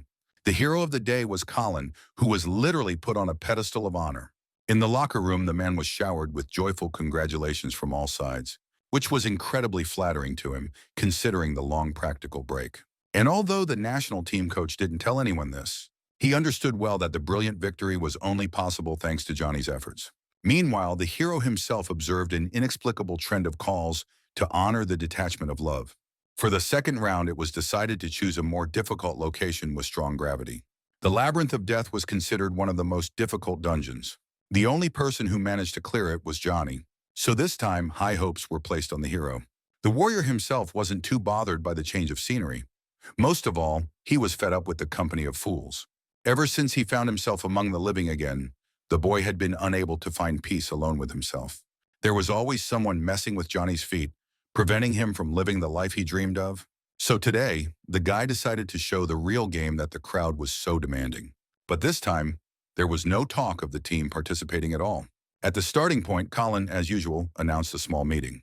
He wanted to discuss the next steps and encourage people. But Johnny interrupted his speech, emphasizing that he would overcome all obstacles on his own. The national team coach was surprised by his teammates' confidence. But the thing was that not much time had passed for the hero since the first playthrough. He remembered all the nuances well and wanted to play with his new prey alone, especially since I already understood with almost 100% certainty where my opponents might be hiding. Colin had no choice but to agree with his friend's decision and convince the team of his loyalty. Johnny flew at full speed to the national team representatives, avoiding dangerous areas. The guy met his first opponents very soon. It was an average runny nose. The warrior was happy to break bones on such easy targets. A few seconds later, a quick fight broke out, in which, of course, the winner was the leader of the rescue squad. After only parts of the armor remained from the squad of skeletons, Johnny ran on. Although not much time had passed for him, changes were felt everywhere. For 18 years, gravity has been building its power here and has increased more than tenfold. However, for his level of development, this was not a significant problem, unlike beginners. Thanks to his own experience, the hero knew how to adapt to any conditions. And this time, using accelerated freefall, he was already near his opponent. Johnny landed next to the love team when they least expected it. The members of the national team did not understand how the opponent could be here so quickly. The leader of the rescue squad did not hide the fact that he had foreseen all the enemy's moves in advance. He wanted to end them on his own terms, and it had to happen now. After a literal declaration of war, the commander of the love squad ordered an attack on the enemy. He couldn't believe that a warrior could come alone without reinforcements, so he emphasized caution. The opponents regrouped in motion and scattered in different directions, awaiting the attack of the remaining enemies. It was a good move, but it only prolonged their existence a little in Johnny's eyes. Thanks to his analytical gaze, the guy easily calculated the desired target. Finding one of the strongest members of the squad, he killed him with a spear. After destroying a team member, the rest hurried to disappear from the hero's sight. Johnny assessed the situation with a smile and decided to track them from the upper tier. The love team ran about 2 kilometers until it was decided that the enemy had lost them. The members of the national team assured their commander that the right strategy was to attack, but he doubted it. The guy believed that caution should come first. Meanwhile, Johnny had already found his target. Although he couldn't see the players directly, he still felt like they were down below. Having made his bet, the leader of the rescue squad prepared to throw. He activated his superpower and used it to control the spear. A moment later, the artifact flew down, charged with a blue aura. The weapon easily bypassed obstacles, just like its owner had done a few dozen minutes earlier. Weighted down by the gravity of the dungeon, the spear made a terrible humming sound in flight, which greatly surprised the love team, who couldn't understand where all the noise was coming from. When everything became clear, it was already too late. The squad was one member short. Shocked, the commander looked at the weapon. He could not understand how the enemy managed to do this. The commentators momentarily forgot that they were supposed to tell the audience everything that was happening on the screen. Just then, while at a great distance from his opponents, Johnny committed his second murder. The second round of charity fights became increasingly interesting and exciting. Having recovered from the initial shock, Adam began to win the team over to his side. The guy emphasized the need to unite and attack the opponent. But the team leader was against any radical actions. A split was brewing in the Love Squad, which the leader of the Saviors was closely watching from a height. Eventually, Adam got tired of arguing and announced that he would deal with the enemy on his own. He turned back and activating his aura threw a fiery sphere towards Johnny. Upon reaching the upper tier, the fiery layer caused a powerful explosion. Based on the power of the attack, the young man thought he had dealt with his opponent with one blow. But the taste of victory instantly disappeared as the smoke cleared. The leader of the rescue squad was completely unharmed. Moreover, the guy noticed that he himself allowed himself to be attacked. After promising a quick response, Johnny instantly disappeared from sight. After this event, the Love team realized that they were in big trouble. By order of their leader, the fighters divided into two groups, one of which was to hunt the hero. They hoped to overcome him through numerical superiority and the strengthening of their own auras. Commentators predicted that the national team had a plan, but did not consider it viable. Against such a powerful monster, even in full force, they could prove powerless. As if by magic, Johnny found himself above one of the pens. He attacked the guys who, due to surprise, did not have time to build a decent defense. And although they were some of the strongest members of the enemy team, their deeds turned out to be bad. The leader of the rescue squad scattered them in different directions like defenseless puppies. The Love team was dwindling. The hero's spear found its targets wherever they were hiding. When the last representative of the opponents remained, there was a short pause. The guy was an archer and knew perfectly well that he was completely powerless against Johnny. Therefore, instead of fighting to the end, the young man decided to run away. But the warrior's weapon found him halfway to salvation. The number of enemies had decreased by 5 people. Johnny planned to deal with the rest even faster. The spectators in the arena could not believe their eyes. It was the first time they had seen such a game.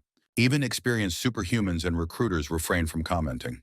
In contrast to their French brothers who were fanatical about their idol, Catherine was blacker than a storm cloud, something she never expected happen. Her hated commander really did return. The search for the rest of the Love team was interrupted by a call from Colin, who was trying to clarify the situation. After hearing his comrade's brief report, the man promised to join soon.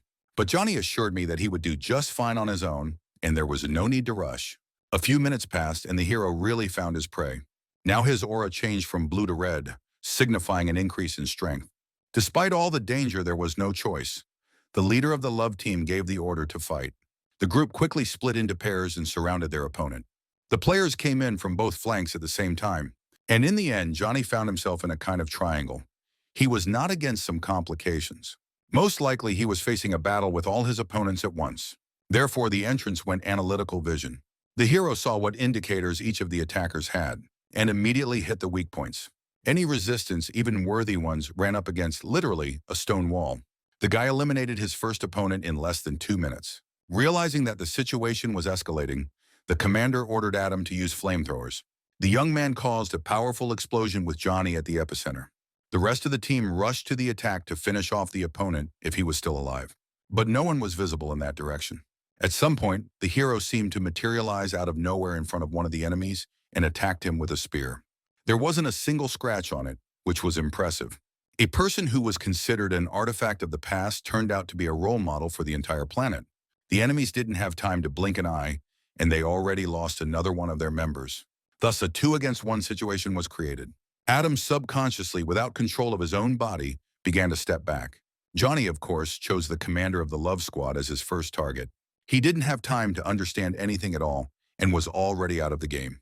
For dessert, the frightened major was left, unable to find a place for himself. It turns out that Adam was only brave in the company of like-minded people. There was no talk of any battle. Johnny eliminated the little scoundrel with one blow. The arena erupted in screams. The commentators finally lost their self-control. It was a grand gain without any loss, accomplished at the expense of one person. The leader of the rescue squad became a real star of the games. The entire arena was chanting his name, and the guy was only interested in the drone flying above him. It was the first time he had seen such a device. So Colin explained to the commander what it was. Finding out that the broadcast was being broadcast live, Johnny allowed himself some childish fun. The national team coach could not allow his friend to shame them in front of the entire country. So I decisively pulled him towards the locker rooms.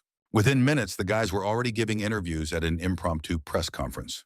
All journalists competed to celebrate the team hero's significant contribution on the playing field. They wondered if the idea of a one-on-one game in the second round was Colin's. But he honestly replied that he simply trusted his comrades' intuition and his combat experience. Having dealt with the questions to the national team coach, all attention was focused on Johnny. The guy immediately said that he liked the similarity of the games to real dungeon battles. Although he had to get used to it a bit in the first round, in the second, he showed everything he wanted. Journalists were interested in the hero's opinion about the opposing team, and this made him think. The Warrior said that the national team had two problems: the blindness of the coach and the incompetence of the leader. As for the rest of the players, the conclusions were also disappointing. But finally, Johnny cryptically hinted at future changes in the country's gaming world. Already sitting in the car, Colin decided to ask what exactly his friend meant when he spoke about the future. It was a very mysterious phrase that prompted various thoughts. It could be assumed that the boy became interested in participating in games. Everything turned out to be more practical. The hero did not like the coach's poor work and lack of foresight. Once he also expressed a desire to train warriors into a team, but turned out to be a more talented leader. Another member of the rescue squad, Oliver, who now also worked as a trainer, followed in their footsteps. Colin jokingly noted that if the commander has the desire, he should agree to coach the team himself. He, of course, refused such a generous offer, but he agreed to give free, effective advice regarding the players. Johnny wanted Colin to take Thomas to the main team in a tank, and he used the leader of the national team as a second tank, relying on his abilities. The comrade's main demand was to expel Adam from the cast. Of course, this caused considerable indignation among the coach. Although the man immediately noted that this was not at all because of the young man's influential parents. It was Adam's powerful aura, which Colin didn't want to give up. Even Johnny's argument about low willpower didn't seem convincing to the coach. After a short dispute, everything was decided in favor of the hero. The warrior was always good at predicting the abilities of superhumans, and this could not be ignored. They weren't going home. After the game, there was an agreement to have a grand celebration. At Hunter's Hotels, the association president has fully booked an expensive restaurant for such purposes. Rihanna was already waiting for her friends there, and she happily rushed to meet her father. Not even a minute passed, and the girl already managed to tell me which alcohol was the tastiest here, which made his uncle incredibly interested, so Colin hurried to leave them alone.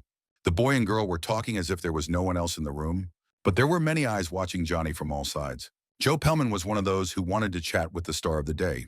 While the recruiter was considering a strategy, a more agile competitor managed to beat him. The man, Jack Rand, wanted to get the best player in the world at any cost. And although their conversation was quite brief, it left Joe Pellman incredibly unsettled. The man perfectly understood the world of competition and hated when prey escaped from under his nose, especially someone like Johnny, an incredible person who returned from the other world. Jack handed the guy his business card, hoping that he would consider his offer as soon as possible. Most of all, Rihanna was shocked by the situation, as she had no idea that the hero knew languages. It was said so wittily that it amused Johnny. Behind Rand, the Morrow brothers joined the queue at full speed. They, interrupting each other, asked for the attention of the majestic warrior. He easily began to communicate with the businessmen in their native French. Rihanna explained that they owned the most prestigious French gaming club, Lumiere, which included powerful players, including world number 1, Nathan Bernard. After listening to the explanation, the boy decided that these two had also come to persuade him to sign the contract. But to Johnny's surprise, they announced that they had come to propose to the girl standing nearby. It came like a bolt from the blue. Even Ree knew it was about her. The Lumiere Club was an incredible boost in Colin's daughter's career. This happened thanks to Johnny's brilliant vision, who was able to develop the necessary skills in the girl. Of course, he was also a desirable target, but the Morrow brothers did not want to force the hero. In this case, everything depended solely on his own initiative, for which they were willing to pay handsomely. Johnny's promise to think about it was met with incredible enthusiasm. None of the French hid that the warrior was their idol. They even promised to send him a weapon made especially for him. Having finished the conversation, the Morrow brothers disappeared from sight as quickly as they had appeared. Tired of endless chatter with strangers, Johnny was eager to go home. He wanted to watch his favorite drama, but halfway there, the boy was stopped by the voice of a respectable-looking man. The man introduced himself as the secretary of the Blue House. He was involved in the bounty system that was established to provide for superhumans after the war ended. According to the rules, the man had to give the boy money for all 17 years of absence. The monthly maintenance of the members of the first-level rescue squad was $12 million. Over the years of his absence, Johnny's account had accumulated $2.5 billion. This news was like balm for the soul of the hero who had felt completely unfulfilled since the day he returned. Finally, he could breathe deeply without feeling obligated to anyone. Johnny's thoughts and conscientious calculations were interrupted by the appearance of Joe Pellman. The boy did not take the new unfamiliar figure next to him very happily, but the recruiter insisted, adding that he would not tire the leader of the rescue squad with long speeches. His main message was that he understood Johnny's moral vacillations since his resurrection. The man emphasized that he did not persuade the boy to make a decision again. He is ready to wait for him to find his way in a new peaceful world. The recruiter concluded his emotional speech with his business card, promising to wait for the call. Although Johnny didn't admit it to Ree, he was truly touched by this brief conversation. This was the only person who at least pretended to care about his identity. In addition, according to Rihanna, Joe was the best agent in the gaming world. The man was the key to gigantic money. The trip home was delayed because of the start of the evening show. From the stage, the host announced his gratitude to Johnny for the largest donation to the underprivileged. The guy paid this amount thanks to the fee he received from the charity game. Of course, this was not done by him personally, because the hero did not even know how much money he had. Michael, who was standing at the podium, unashamedly shouted that Johnny had about $2 trillion. The guy even felt a little embarrassed when he heard this gigantic amount. He couldn't believe that in one day he had gone from being a homeless man living with a friend to being rich again. When the hero said this out loud, everyone around him laughed. But for some reason, this prompted the warrior to be frank. He wanted to talk about the past. The leader of the rescue squad did not believe that he had done anything extraordinary for the world. He always fought because he simply loved to do it, not to save people. And today, in a peaceful world, I felt like I had lost the cause of my whole life. I felt lost and secretly wished for the good old days to return. But participating in charity games allowed the hero to find meaning in today's day. He liked that thanks to the winnings, children in need would receive help. For a boy who grew up in such a poor environment, it was extremely important to bring goodness into the world. When Johnny came down from the podium, Michael was already waiting for him there. At first, the men had a short conversation with sarcastic overtones. But in the end, the president of the association offered the soldier a job. He reminded Johnny of his anti-authoritarian behavior, which made all superhumans considered dangerous. The guy didn't take anyone into account if he didn't like something back in the day. But based on what had been built over the years, it was necessary to go further. Therefore, the hero's coaching talent could be applied to the national team. But with the advent of a large sum of money, Johnny had other plans for this account. He wanted to create his own team of cool players and revive Korea's glory. But the main motive, of course, was the money that could be earned from this business. Colin was incredibly surprised by the determination he heard from his friend. He immediately explained all the problems that could arise with this, including the costs. But this only seemed to encourage the former commander more. He had already decided that he would challenge the whole world, and there was no stopping him. When Colin and Johnny drove up to the house, they saw an unexpected guest. Catherine stood silently on the street corner. It was unclear what exactly she wanted. Recalling their shared history, the hero thought that the woman wanted revenge. She slowly approached her former colleagues. At this time, Johnny decided to check her performance by analyzing her eyes. But he was impressed by the incredible development of the girl's abilities. The silence dragged on, so the hero broke it first, asking about the purpose of Catherine's visit. They exchanged a couple of sentences, from which, however, the guy was unable to understand the mood of his interlocutor. She even managed to smile a few times. After carefully examining the resurrected leader, the woman walked away, saying she just wanted to make sure he was real. She was not going to open her soul to men. All these years, Catherine remembered well the day Johnny saved her life. Due to constant quarrels with the commander, she was always in tears. The girl even wanted to leave the squad, but the monster stood in the way. From the fright and outrage she felt at that moment, Catherine was unable to concentrate, which made me realize she had no chance of survival. At the last second before the monster struck, the commander saved her. It seemed that it was at this moment that the girl was able to see Johnny for the first time. That day instilled in her heart a love and gratitude that she carried through the years. And now when Catherine saw the hero in person, her heart rapidly changed its rhythm. The next morning, Johnny immediately checked his account.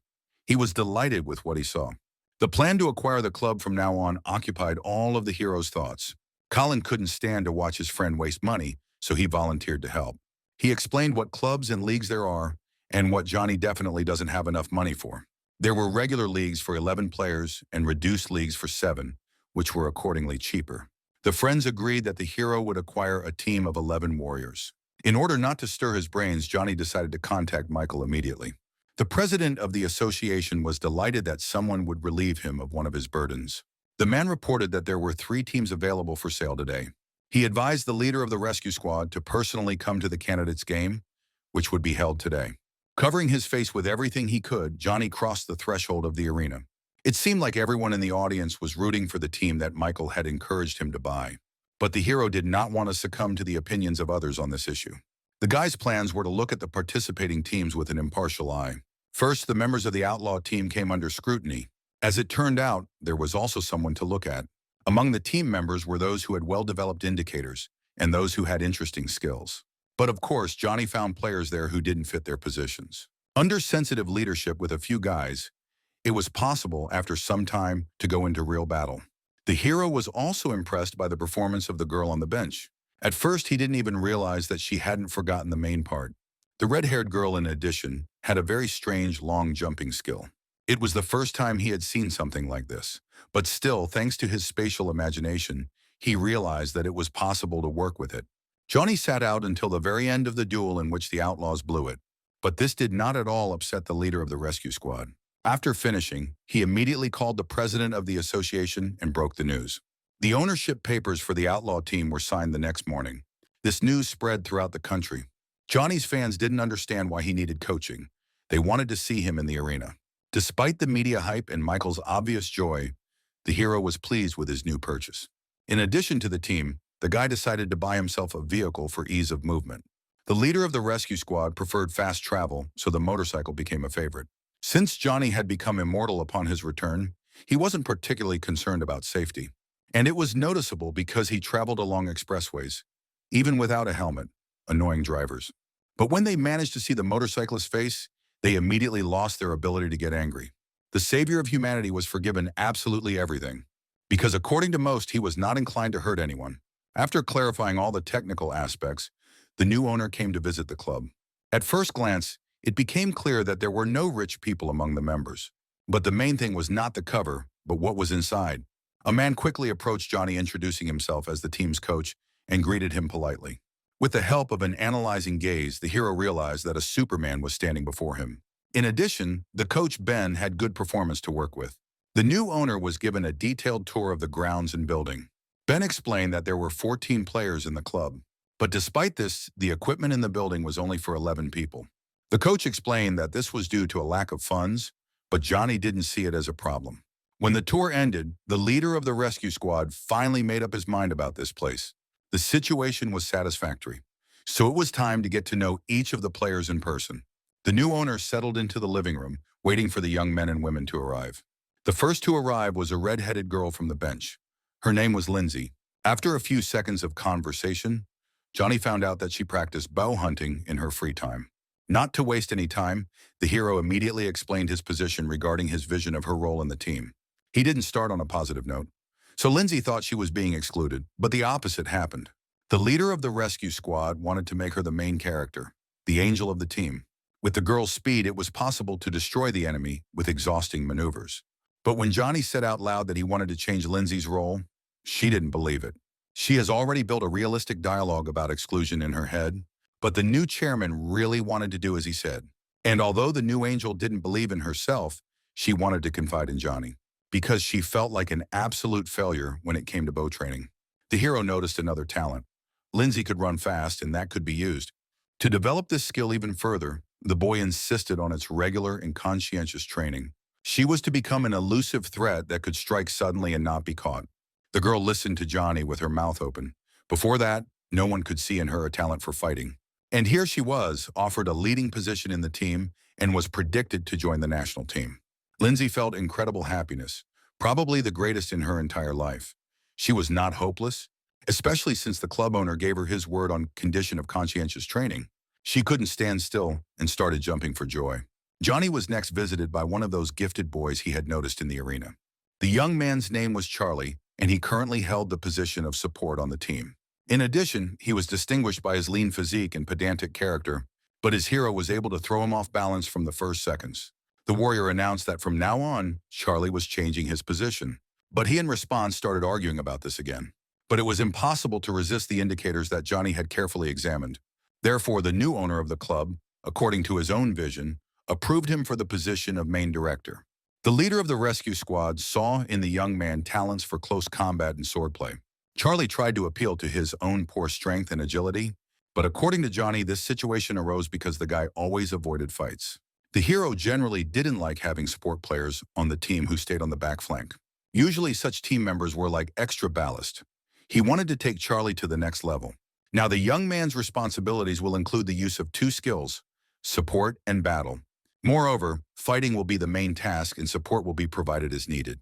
During this long conversation, which periodically turned into an argument, Johnny became very tired. He was tired of proving his point of view to a no-name, albeit a promising one. Therefore, the leader of the rescue squad offered a choice, either leave or accept new conditions. Of course, the answer to such a proposal was obvious. The young man agreed and left the lounge. When the meeting with the players ended, Johnny asked Ben to find another coach. Charlie and Lindsay needed to be trained for their new positions. And although everyone around him questioned his decision, the hero was confident in their complete loyalty. After giving his final instructions, the leader of the rescue squad left the building. Already on the street, the guy remembered the name of the club, which he absolutely did not like. It was necessary to think of a new creative name. The next day, Johnny was completely immersed in his own thoughts, forgetting even about the dramas. Colin initially thought his friend was sick and went over to ask how he was doing. But the matter turned out to be in the team over whose composition the hero was deliberating. It was necessary to expand the warehouse because otherwise, there would be no way to fill the existing gaps. This matter should have been dealt with immediately, and the only productive solution to this issue was to involve the media, which was waiting at the gate. Before approaching them, the leader of the rescue squad called Ben and told him about his plans. For the coach, everything came down to money, which was no problem for Johnny. Of course, the hero was ready to equip the club with everything necessary for newcomers.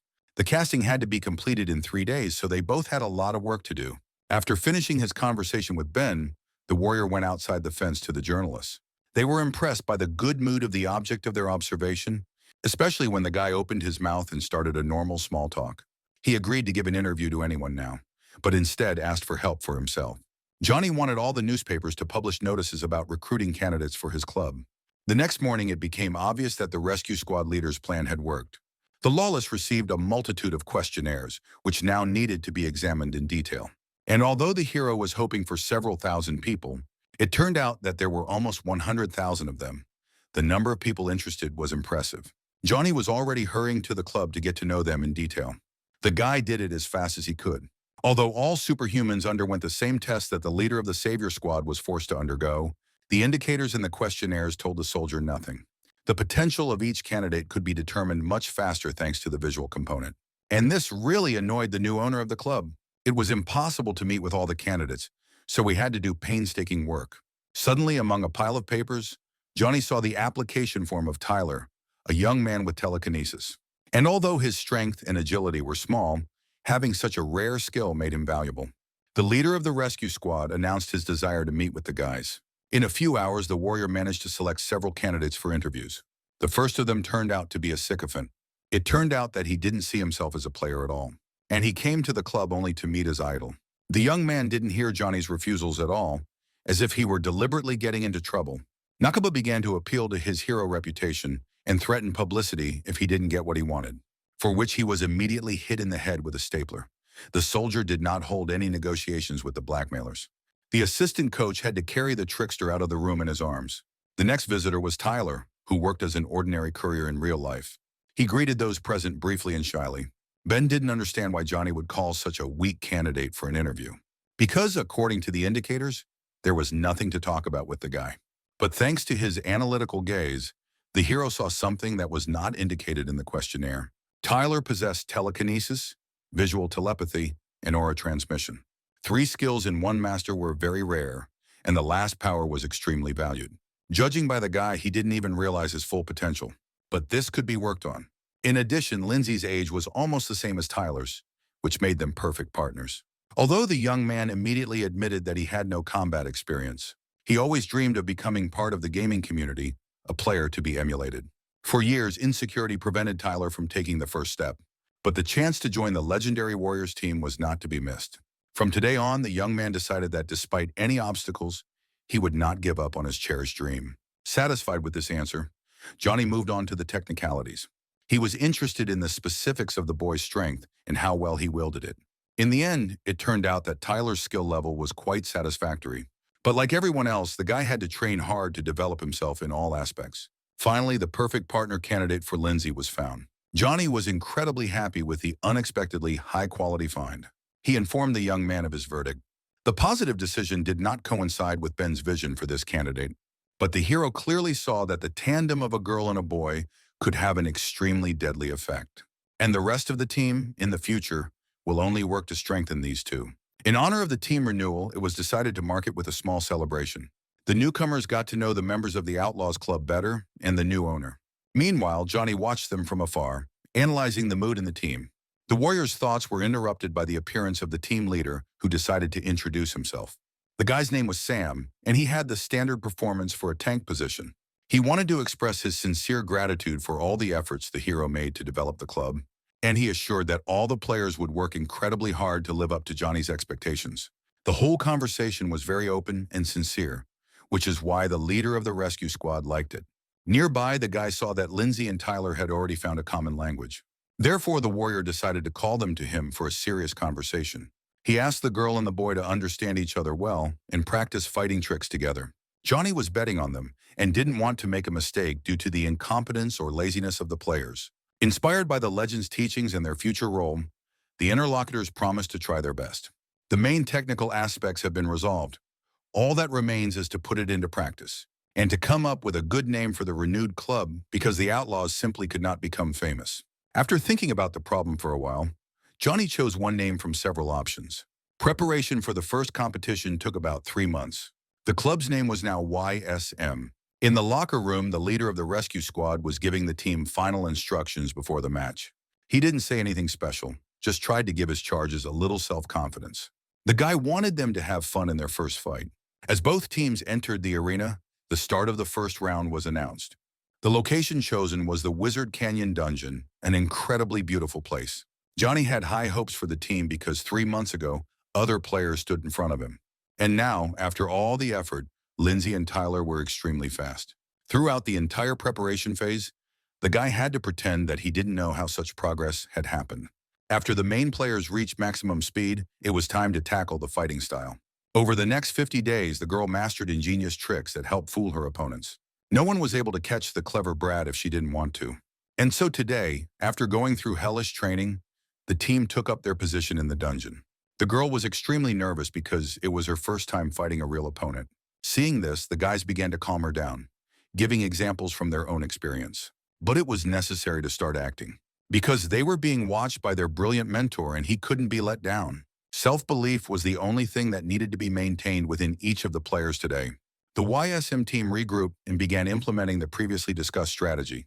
It seemed to the audience that the participants were not going to fight the monsters of the dungeon. They moved at lightning speed with a clearly defined goal. Having reached the peak point, almost near the enemy team, Johnny's squad for some reason stopped. Nobody understood what was happening, but at this time, Tyler was scanning the dungeon space, trying to find the opposing team. Using his telekinesis, the boy sent a signal that reflected off the walls and surfaces around him. And finally, after a few minutes, he managed to find people moving on the lower tier. There were only 4 players, so we had to hurry up and deal with them. Lindsay prepared for the march throw. A moment later, she was already soaring into the air, overcoming obstacles in her path. Other members of YSM at this time held agreed positions. The route taken by the girl very quickly led her to the enemy detachment. A fierce battle was taking place between them and the monsters of the dungeon. This was her chance to make things worse for her opponents, and it couldn't be ignored. Analyzing the behavior of the players in front of her, Lindsay realized that she could safely attack. Focused on the monsters in front of them, the young men did not even notice the enemy approaching from the flank. The angel's arrows first pierced the dragon's head. When the monster was destroyed, the fight as expected stopped. The guys assigned one of the squad members to deal with the impudent girl, and he immediately ran to carry out the order.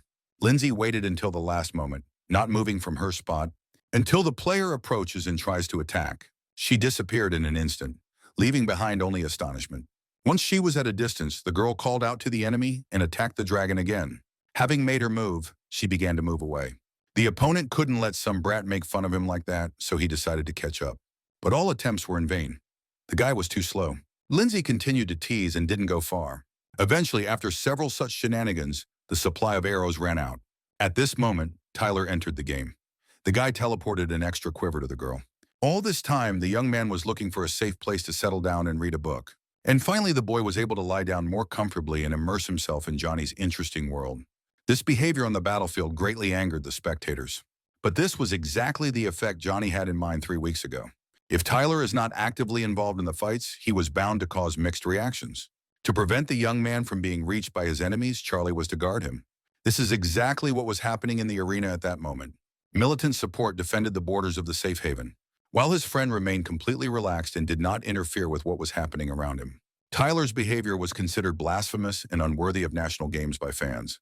But nevertheless, despite his feigned indifference, the boy performed his duties. What was happening in the dungeon was very amusing to Johnny.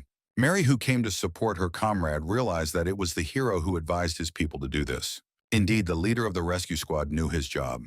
But despite this, Colin was in no hurry to fulfill his recent request regarding the national team. The woman did not know many details about her husband's work, so Johnny decided to talk to his former subordinate himself. While the boy and the woman were focused on other problems, a dangerous situation was developing in the arena. 6 members of the enemy team surrounded Lindsay. They had no idea that Tyler had been paving the way for her all this time. The girl maneuvered, confusing her opponents, who did not understand what was happening. And although the team angel was scared, she knew that by making an effort, she would have a decent future. They moved forward and backward, but still couldn't catch up with Lindsay. They were slow, although they ran forward with their last strength at the limit of their capabilities. In the end, eliminating the opponent became a matter of honor for the boys. And so the girl found herself surrounded by opponents on the edge of an abyss. In her opinion, it was all over. The cunning lightning was trapped. At first, Lindsay feigned surprise and fear to pass the time, but having received a signal from her comrades, her face immediately changed. She even started mocking the seemingly winners. The guys began to suspect that suspicious things were happening, and they were right. Suddenly, behind Lindsay on the flying island, members of her team took off. They quickly jumped down to the plateau next to their sister. The girl in turn smiled slyly at her opponents and prepared for a fight. Mary was amazed by the sight. This battle was absolutely unlike any other fight that had ever taken place in the history of the games. Johnny's trained players dealt with enemies with ease. The opponent's squad's help came too late, and the main part of the team was eliminated very quickly. In the first round, YSM defeated their opponents in a draw. This was the first victory of the comrades in the entire history of the club. Tyler and Lindsay became the heroes of the day. They instantly gained a huge army of fans, but the team's attention was focused on Johnny, and his strategy worked brilliantly. The guy fulfilled everything he promised them 3 months ago when he bought the Outlaw Club. And now the leader of the rescue squad was very proud of his charges, and they are incredibly happy about his presence in the life of the team. The clean victory irritated the opposing team. They didn't expect that former losers could play like that. But no one could do anything because everything was fair.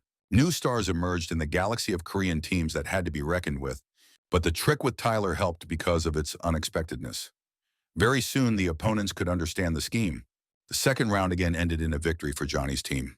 The athletes from the stands thanked their mentor for the best guidance that led to glory. Many journalists immediately came out to Lindsay, and the girl began giving interviews. This led to the creation of a large number of fan clubs for the new star. Tyler was also noticed and ultimately appreciated for his efforts. The genius of the leader of the Saviors was confirmed despite his 17-year absence. A few days after the first match, Johnny finally spoke to Colin. The national team coach was curious about how his friend found such cool players, but he only joked in response. He preferred to discuss changes in the national team squad. Thomas, however, agreed to the new position of tank, but this caused great friction in the association. Colin blamed it on his inexperience. Hearing this from his friend, Johnny decided to take responsibility for it himself. But just in case, I decided to see if it was possible to lure the guy to my team. During the season, YSM managed to win 5 brilliant victories. Coach Ben was delighted with these results. Gathering at a festive meal with the team, he even shed a tear. Of course, the hero did not understand such emotions because he always won in everything. The guy understood that YSM was only at the beginning of their journey, and everything could change dramatically. Something had to be done to establish strong support for Tyler and Lindsay. Ben began to assure that all team members would do their best. Of course, the new owner of the club liked it, but a good indicator would be to achieve 50% wins by the end of the season. This was as much as 20% higher than the lawless had ever achieved. The YSM leader listened carefully to the elder's conversation, analyzing the hero's behavior. And although he seemed to say unrealistic things, he could be trusted in his predictions. Mentally, the boy decided not to disappoint the legendary warrior and do everything in his power. A few minutes passed and Johnny decided to make a toast. He promised that if he won half of the matches, he would start financing the club from his own pocket. This was a great motivation for those present. They could have a completely different life. After finishing his speech, the leader of the rescue squad said goodbye to the team. The guy didn't want to rest. He wanted to solve the problem of Tyler's safety.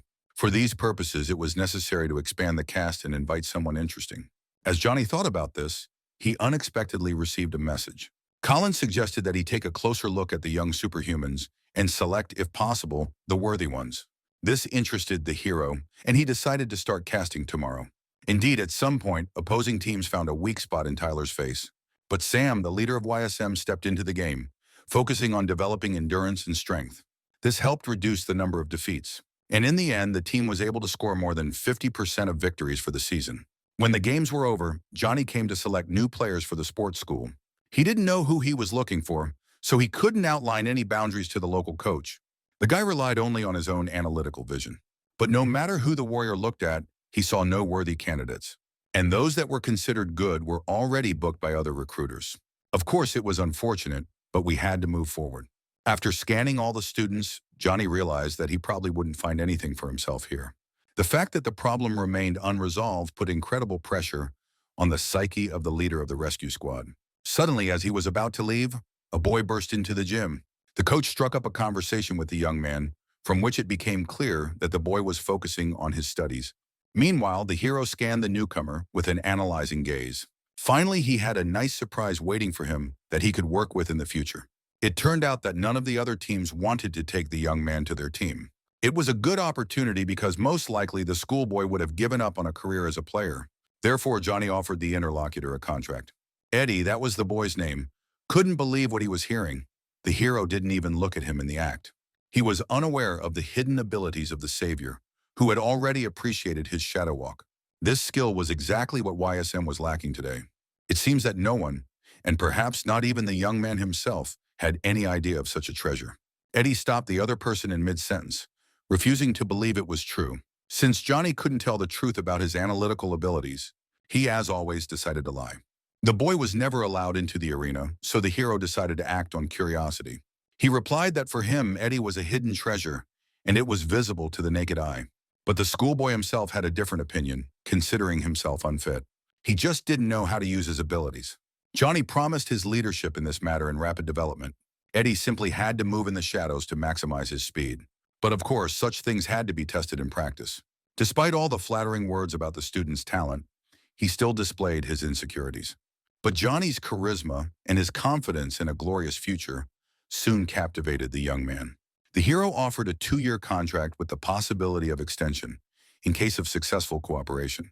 In order to obtain a positive result, the warrior promised to pay compensation in case of failure. The sum of 300 million quickly changed Eddie's mind. The guy wanted to tell his parents about the proposal, so Johnny volunteered to give him a ride. Riding a sports motorcycle was a new experience for the schoolboy. After some time, the contract was gladly signed by Eddie with the permission of the elders. Everyone was happy, especially the leader of the rescue squad. The success that the club owner achieved at the first school inspired him to new achievements. He thought that finding new people for YSM would be easy. But after the first victory, a series of failures began. There was no one left in any school worthy of attention or gifted, free from contracts. Johnny was disappointed with the results and angered by the cleverness of his competitors. Finally, the list that Colin gave him led the hero to the last educational institution. And although he found a worthy candidate there, new obstacles appeared. A guy who was a perfect fit for the team refused to become a player because he was doing it for a hobby. The school principal assured the rescue squad leader that he treated every agent this way. The guy had his own vision for the development of his life, despite the gigantic fees. He wanted to be a writer, considering yourself so brilliant as to bestow emotions on other people. In an unexpected way, Johnny found a way out of this story. He suggested that the schoolboy become the author of his updated biography. Given the popularity of the previous edition, this should be a bestseller. He even agreed to tell the boy about the battle at the gates of hell. Oliver happily agreed to this offer and signed the agreement. As he was saying goodbye, the young man asked about the strength of the YSM club chairman. He watched the charity match between the teams, and before that, many other battles. But I've never seen such a powerful aura from any of the players. Even the French with Nathan Bernard didn't look so impressively invincible. This begs the question of why Johnny is involved in coaching. Although the hero himself could take part in battles, he did not want to bully children, especially since the activities of the club chairman could bring him more money. After putting the finishing touches together, the hero called Colin and told him the news. He wanted, in all seriousness, to buy Thomas out for the team. Then the intermediate set of club members would be closed. To do this, you had to visit the 2-Star Spirit Club. The leader of the rescue squad arrived at the designated location when it was already night outside. The guy was immediately stopped by the guards, who of course understood that they posed no threat. There was only one requirement. A conversation with the team coach, and the warrior did not want to hear any refusals. The territory of the 2-Star Spirit Club was impressive. New buildings, landscape design. This was radically different in status from the YSM Club, although it had an impressive landscape. Halfway through, the club director met the guy and politely introduced himself. In fact, his goal was to calm the wayward Superman. But to be honest, he wasn't very good at this. Johnny insisted on talking to the coach about transferring one of the players.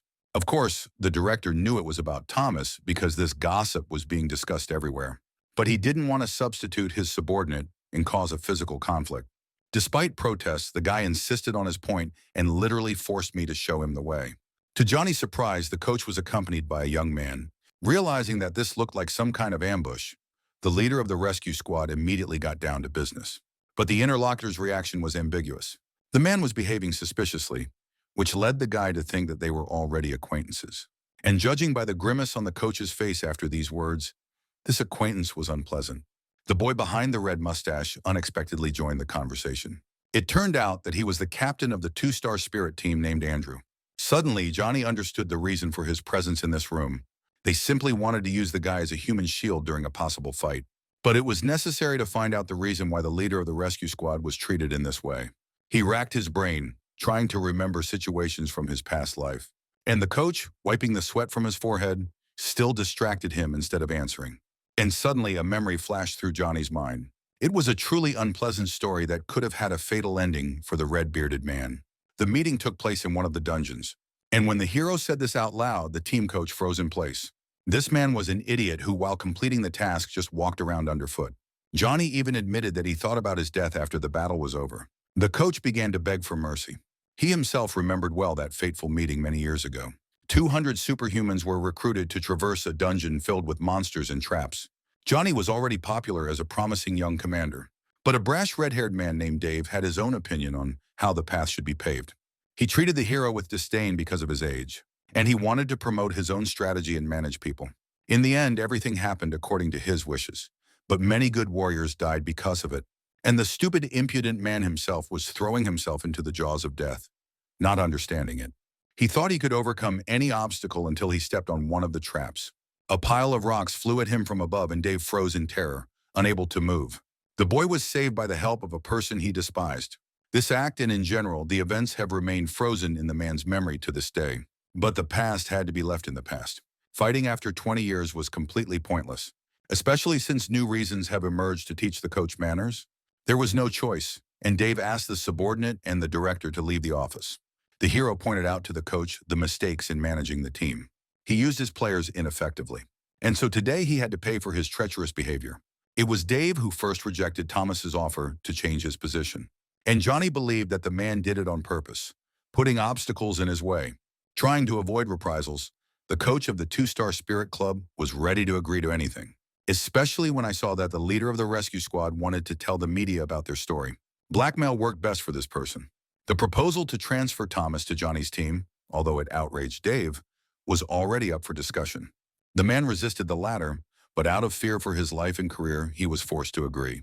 From that moment on, the bidding began. And of course, the coach raised the player's price tag to the maximum. But Johnny pressured him with his own authority and power, which is why Dave still agreed to $100 million. The interlocutors shook hands despite the fact that one of them had no face. Now the red-bearded man wanted only one thing: for the guest to leave the club as soon as possible, and preferably never come back here again. But the story of these two could not end so simply, because Johnny didn't forget past grievances so easily and was already planning revenge. A few days passed and Thomas was already standing on the threshold of the YSM club. Now he could freely play in the tank position without any obstacles. The contract was signed for 5 years and had a good salary. Despite his great efforts and fruitful work, Johnny did not select the planned number of players. But now 3 new people have joined YSM. The hero was pondering this in Colin's living room when Rihanna walked in. The girl definitely needed something from her uncle, because she simply radiated goodwill and a desire to engage in dialogue. Suddenly, the hero saw a French dictionary in Rhee's hands and everything became clear. The girl liked the offer from the Maraud brothers and was preparing to move to the French club. But Colin's daughter herself was afraid to go to Europe, which is why she needed Johnny's support. And although the leader of the rescue squad didn't like this idea, he couldn't refuse the beauty. A few days later, Jack Rand had already begun processing the paperwork for the girl's contract. All that remained was to pass the testing and put the final signatures directly in France. She had no idea that such active actions towards her were provoked precisely by Johnny's efforts. The guy wanted the best future for Colin's gifted daughter, but he didn't like the idea of going to Europe with her. Suddenly, Jack Rand turned to the leader of the rescue squad. It turns out that the Maraud brothers have not forgotten their proposal made to the legendary warrior. The men wanted to present a gift and see Johnny in person again. The guy who thought it was just politeness on the part of the interlocutors was pleasantly surprised. But the club owner was currently busy recruiting a team, which he told the recruiter about.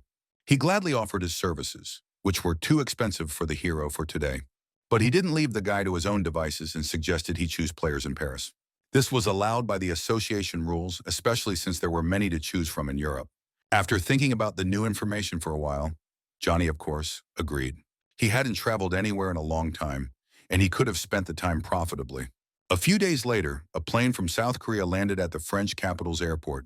Full of enthusiasm, Mary, Rihanna, and Johnny set off towards new adventures. First, you had to move into housing provided by the association. However, the plans were thwarted by a crowd of reporters who gathered at the exit of the building. Being constantly busy, the warrior somehow lost sight of his own popularity. Fortunately, one of the Maraud brothers was awaiting their arrival. Although he was one of the club's directors, he gladly arrived to meet the distinguished guests. Of course, the press attention was extremely beneficial for Rihanna. But in addition to taking care of the girl, the Frenchman suggested that Johnny give an interview to the local newspapers. It was rude to refuse, so the hero agreed, not leaving far from the cash register. Regarding working for a European club, the man responded with restraint. He had not made a decision. But the question of meeting one of his French subordinate saviors confused the warrior. Eric Thuram didn't play games. He seemed to lead a simple family life. Johnny had a lot of things to do, so he had no desire to seek out a meeting with his former brother on his own. But he wouldn't mind if the other person found him for a private conversation. At this time, the same unemployed Eric was watching the news on a nearly leaky boat in the middle of the ocean. The man understood that he could not miss such a chance. His life could change radically. Within seconds, Thuram had jumped overboard into the open ocean, intending to swim to France. Shocked, the ship's captain considered such an act absolutely crazy, but did not interfere. The Korean delegation reached the Paris club only a few hours after arriving. Of course, the Moreau brothers didn't want to miss the opportunity and began to persuade Johnny to sign a contract. But on this issue, the hero remained adamant. He wanted a future here only for Rihanna. Having received a refusal, the cunning French tried to offer the guy a physical test. This proposal was followed by several others that gradually made Johnny's blood boil. Unable to withstand the pressure, the leader of the rescue squad attempted a laconic, categorical refusal. Moreau's approval was only given to test Rihanna's abilities. The girl used her uncle as a translator because she still didn't speak French well. It didn't take long to load the digital avatar, and the first test was about to begin. Colin's daughter faced many opponents who needed to be eliminated as quickly as possible. The deadline was 1 minute, so the match started quickly. The speed of the young beauty was truly extraordinary. Even the digital monsters were surprised by such an opponent. After making several successful maneuvers, the young warrior dealt with all the monsters one by one. The testing was brilliantly completed in 22 seconds. Such dexterity even earned Johnny sincere congratulations without any pitfalls. And the Moreau brothers were absolutely delighted with their future gifted possession. Rihanna was in the prime of her superhuman powers and had time to build a remarkable career. The hero was calm about the fate of Colin's daughter. He left her in safe hands. And in general, in a few years, the man hoped to compete with the club in the arena with his own team. Suddenly, all the attention of those present was focused on the entrance to the training hall. The girls almost fainted from the beauty of the young man standing on the threshold. It was Nathan Bernard, a world-famous star who wanted to meet a legend. Such an acquaintance seemed very interesting to Johnny. because the boy was one of the top 3 players and resembled Colin in his youth. Although the young man's visit was a surprise, it would have been a sin not to take advantage of it. The war for supremacy among superhumans began after the completion of the last mission of the Saviors. Johnny's death made this so-called position vacant again. Despite the huge competition, one name was always mentioned among the players: the first person on the French national team to collect all the awards at any competition. Nathan Bernard became the best player in the International Superhuman Games 3 times. And the appearance of the legendary warrior of the past in Paris, of course, touched the young man. Since Johnny had seen the Frenchman for the first time, he didn't understand what he was up to. The blonde, handsome man paid attention to Rihanna and politely greeted his new colleague. This made the girl and her mother blush with embarrassment. Nathan made an incredible impression on Mary, even though she didn't understand a word of French. After paying his respects to the others, the young man finally turned to Johnny with greetings. Despite the calm behavior of the interlocutor, the hero suspected something was wrong. Suddenly, the Frenchman reached out to the leader of the rescue squad with his hands, and he thought it was an attack. Preparing for a fight, Johnny unexpectedly felt the affection of France's national hero. Nathan hugged the legendary warrior, noting that he was glad to see him in the European capital. Of course, the hero immediately made it clear that he knew the person he was talking to. But he didn't seem to suffer from stardom, despite his almost brilliant performance, which Johnny managed to check thanks to his analytical eye. Thanks to his super strength, the guy created a double and surpassed Colin at the peak of his form, almost without losing his strength, so Nathan became an invincible opponent. A good antagonist for Bernard would be Walker, whose performance increased where the Frenchman's performance faltered. Thinking about it as the club's chairman, Johnny wouldn't refuse to watch such an exciting match. While thinking about the American, the hero unexpectedly received a question about him. It turned out that no one in the world knew how their duel ended. And when the leader of the rescue squad said that he had given Gerald advice, those present were very surprised. Bernard was shocked that his idol defeated such a monster and even helped him. And while Johnny was discussing some details about those events with the Murrow brothers, Nathan tried to wrap his head around the idea that Walker could be defeated in a duel without help. This prompted the boy to think that he was now facing a real god of war. No one doubted that the hero had spoken the truth because Gerald had indeed become a better fighter. Praises poured in endlessly for the warrior, and this was starting to piss Johnny off. The guy wanted to shift the focus of attention to Rihanna. While the French star dreamed of a fight with the legend, he was worried about other things. The leader of the rescue squad feared that Rai might succumb to the foreigner's charms. But the girl, even to her mother's surprise, replied that she had different tastes in men. Colin's daughter began to describe the ideal option for herself in this regard. And although she didn't name names, only Johnny didn't realize she was talking about him. Mary, who understood who it was about, began to dissuade the girl, but she didn't want to continue this dialogue. The woman could only watch Johnny and keep him at a distance if she understood. The next day, the group of women decided to go for a walk around the city. Bernard, of course, volunteered to give them a tour. And although the hero didn't like it very much, he had no reason to refuse. The Mortal brothers, who had appeared next to him, asked the boy to accept the gift they had promised to give. Johnny never refused this, especially since he was aware of their armories.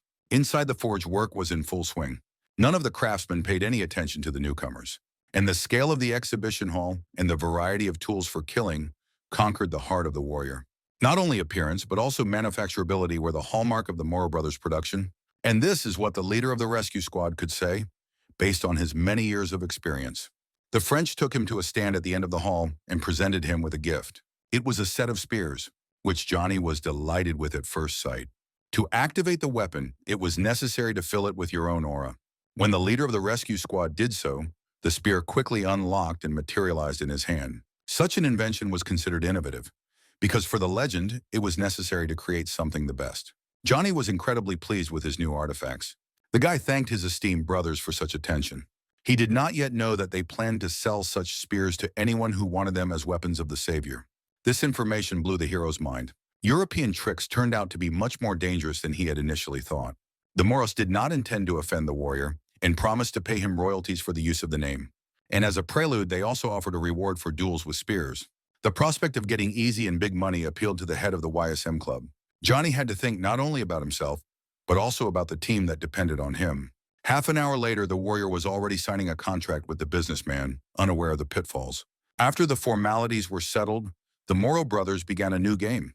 Superhuman weapons could not be transported without an official player's license.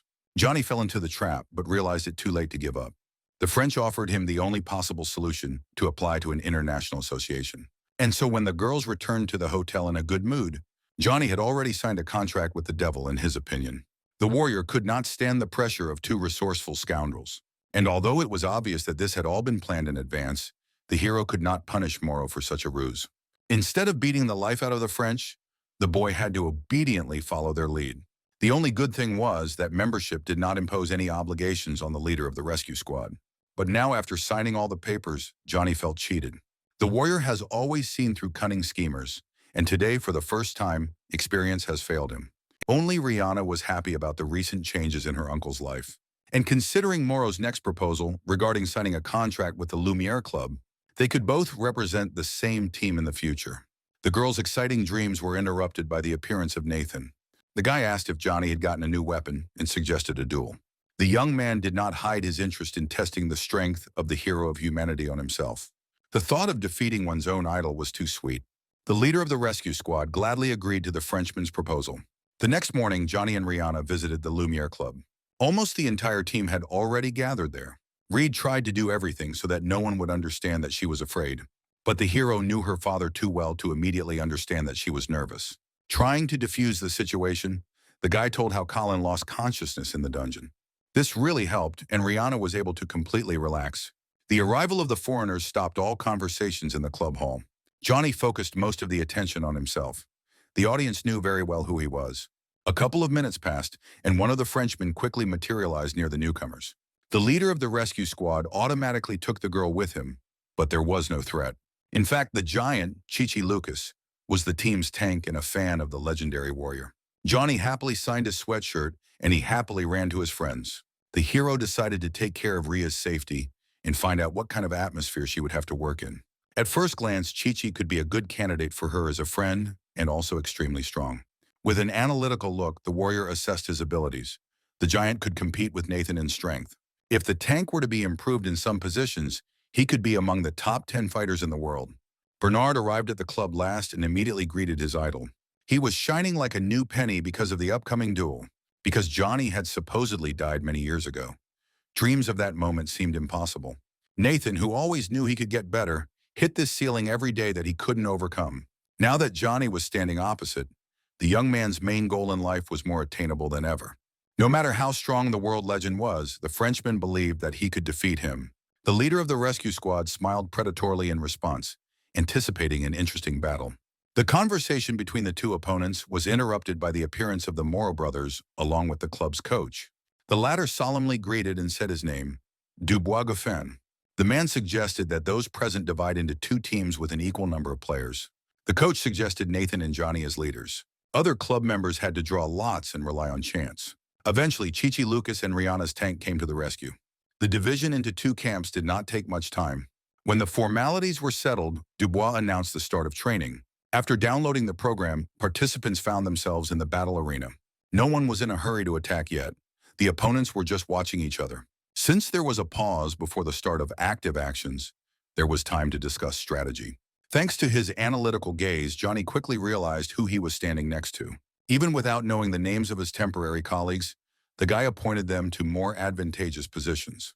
After discussing positions, the basic strategy for the battle was agreed upon. Chi-Chi was surprised by Johnny's level of competence. It turns out that the plan the hero proposed was the most popular among the players. While everyone was busy with their own affairs, the warrior planned to deal with Bernard. He had no doubt that the young man had also built a strategy to free himself from unnecessary responsibilities. The opponents stopped facing each other, ready to rush forward. The problem was that unlike Nathan, Johnny didn't know all the ins and outs of his opponent. But this did not frighten the warrior. On the contrary, he felt as if he were about to plunge into another dungeon. After an additional signal from Dubois, the teams began sparring. Meanwhile, the Moro brothers, the coach and the technical analyst, watched what was happening on the monitors. Unlike the leader of the rescue squad, those present knew well that their favorite was ambidextrous. And Johnny was predicted in advance to have many difficulties in confronting such an opponent. In many fights, Nathan has repeatedly shocked his opponents with his double activation technique. And coupled with the unexpected change of the leading hand, this made it an invincible machine. A fierce fight broke out between the teams in the arena, but Johnny didn't budge unlike his opponent. Bernard wanted to move into close combat because he was well aware that the hero had a signature meter-long throw. But any of his attempts to wound his opponent were successfully blocked. The Frenchman was not one of those fighters who gave up after failure. Therefore, he did not stop trying, hoping that one day he would succeed. Unfortunately, the young man overestimated his own capabilities because Johnny didn't even break a sweat. The hero at some point successfully seized the initiative and counterattacked. The meter throw worked on Bernard like a refreshing shower. The young man had to stop for a moment to catch his breath and plan his next steps. It didn't have to last long, because during the break, Johnny could regain his strength. Nathan was already using his own potential, 100 out of 100 points. A hail of blows rained down on the leader of the rescue squad, but he just smiled in response. Suddenly, to his own surprise, Bernard saw a gap in the enemy's defense, and immediately took advantage of this, hoping that he had made a mistake. But a second before the wound, Johnny stopped his opponent's blade. It turned out that it was a trick that a boy who was not very experienced compared to the hero fell for. The blow to the Frenchman's pride was reinforced by the legend's physical attack. Nathan realized that he could only rely on his own speed because he saw that he had the upper hand in this. Unable to seize the initiative, Bernard could only dodge Johnny's blows. Just like he had a few minutes ago, the warrior did not give the enemy a second of rest. Thus, the leader of the rescue squad wanted to provoke the activation of the Frenchman's skill. He doubled his pressure and simply chased his victim around the arena like a madman. During the protracted attack, it was impossible to seize the initiative. All that remains is to hope that we will be able to repel all the blows. Nathan believed that he had experienced all the skill his opponent was capable of. Besides, all the weaknesses he managed to find were just a trick for his own benefit. Indeed, Bernard had only one way left to use a double to try to win. A few seconds later, Johnny saw exactly the same Nathans in front of him, ready for battle.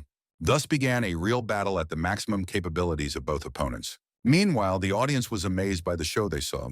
The analyst technician noticed that despite Johnny's ignorance about the enemy, and despite the lack of training, the hero somehow even surpasses the best player in the world. But it was one-on-one, and it is still unknown how the duel against the doubles will end. Nathan and his copy rushed at the opponent from different directions, but it was difficult to hide from the hero's eye. He could see perfectly well what was surrounding him, and having grouped himself as much as possible, he repelled all possible attacks even from behind. Bernard flew around the opponent almost without touching the floor. The blows rained down on the legendary warrior in a hail of blows, but he didn't seem to even strain. Every attack was blocked competently and in a timely manner. The defense was like a concrete wall. Nathan was already starting to gradually despair. It seemed like his slower opponent was keeping up with him with ease. This was the first time the young man could remember that this had happened to him, and it confirmed Bernard's assumption that Johnny was not human at all. He was the god of war who descended to humans, but in reality the hero's ease was feigned. He also had a hard time withstanding the pressure. The only evidence of this was the footprints on the floor from the warrior's feet. Nathan decided not to change his tactics and press hard until his opponent broke down. All that remained was to hope for luck because Johnny had never lost before. The leader of the rescue squad, of course, expected exceptional skill from the best player in the world. But a battle against two identical fighters was too dangerous, especially if it dragged on. Another obstacle was that the warrior had not studied the peculiarities of the Frenchman's fighting style. And now it seemed that every next attack by the opponent was random. There was no system in the technique. The only solution was to use greater pressure against Bernard in turns with unexpected retreats. And now Nathan was already flying towards his opponent, ready for another clash of blades.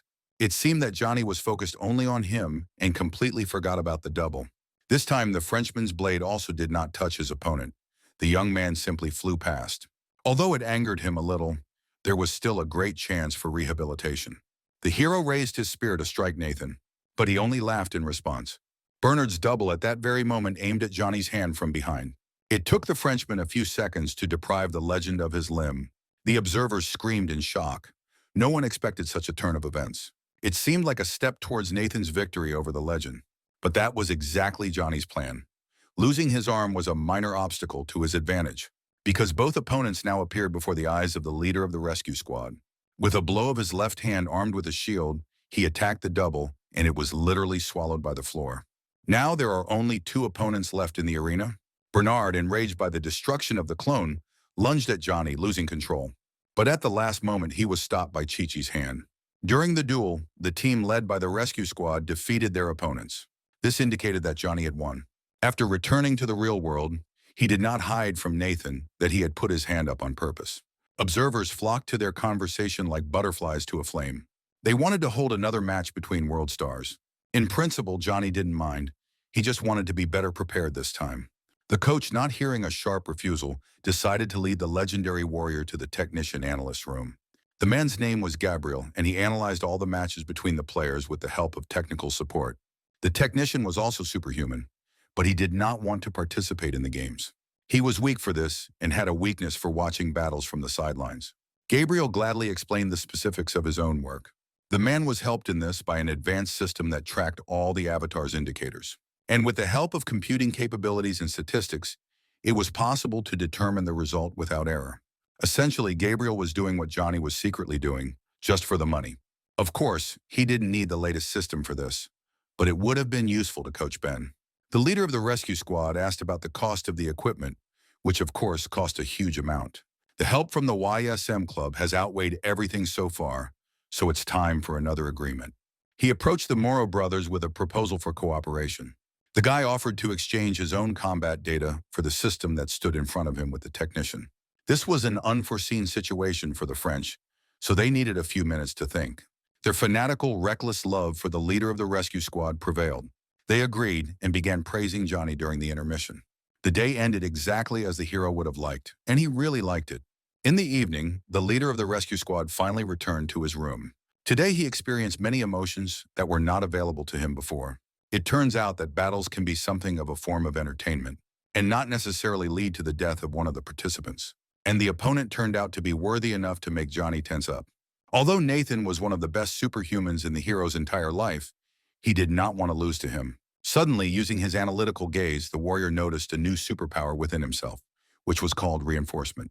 Throughout the existence of gifted people, no one has been able to explain the nature of the emergence of certain additional abilities. The only thing that was obvious to Johnny was that superpowers were shaped according to the personal qualities of the wielder, or during a negative experience that is most traumatic to the superhuman psyche. This is how the hero himself got his first superpower. In the orphanage where he was raised, the boy was bullied by the director. Almost every day, the man beat and humiliated the little orphan. Eventually, Johnny got tired and decided to take revenge for his suffering. He found a convenient spot to attack the director's car in the middle of the highway, but he chose the right moment for the attack when there were no witnesses around. Suspecting nothing, the man calmly drove home. And when the car caught up with Johnny, he threw a rock at it. If the stone hadn't been so strong, it probably wouldn't have caused so much damage. But during the throw, object control was activated for the first time, because of which the scoundrel director got into a serious accident. At that moment, the young man felt no remorse. On the contrary, after many years, the boy was finally able to smile happily. The next morning, preparations began for the second round of the match between the Lumiere Club teams. Johnny still couldn't figure out where he could get his additional fighting abilities from. The warrior was inclined to believe that the reason lay in indicators of willpower that were unattainable for humans. Combined with the concentration before the fight, the combo had an explosive effect. He decided to immediately test his skills in this duel. Lost in his own thoughts, Johnny didn't even notice that Rihanna was addressing him. The girl was completely overwhelmed. She was killed in the first round without even being able to orient herself. Of course, it was her fault because she had lost her guard by relying on her teleportation abilities. To calm Rhea down, Johnny decided to give her some advice for the future. In response, Colin's daughter began to project her own fears onto her uncle. It seemed to her that Nathan was completely impossible to defeat.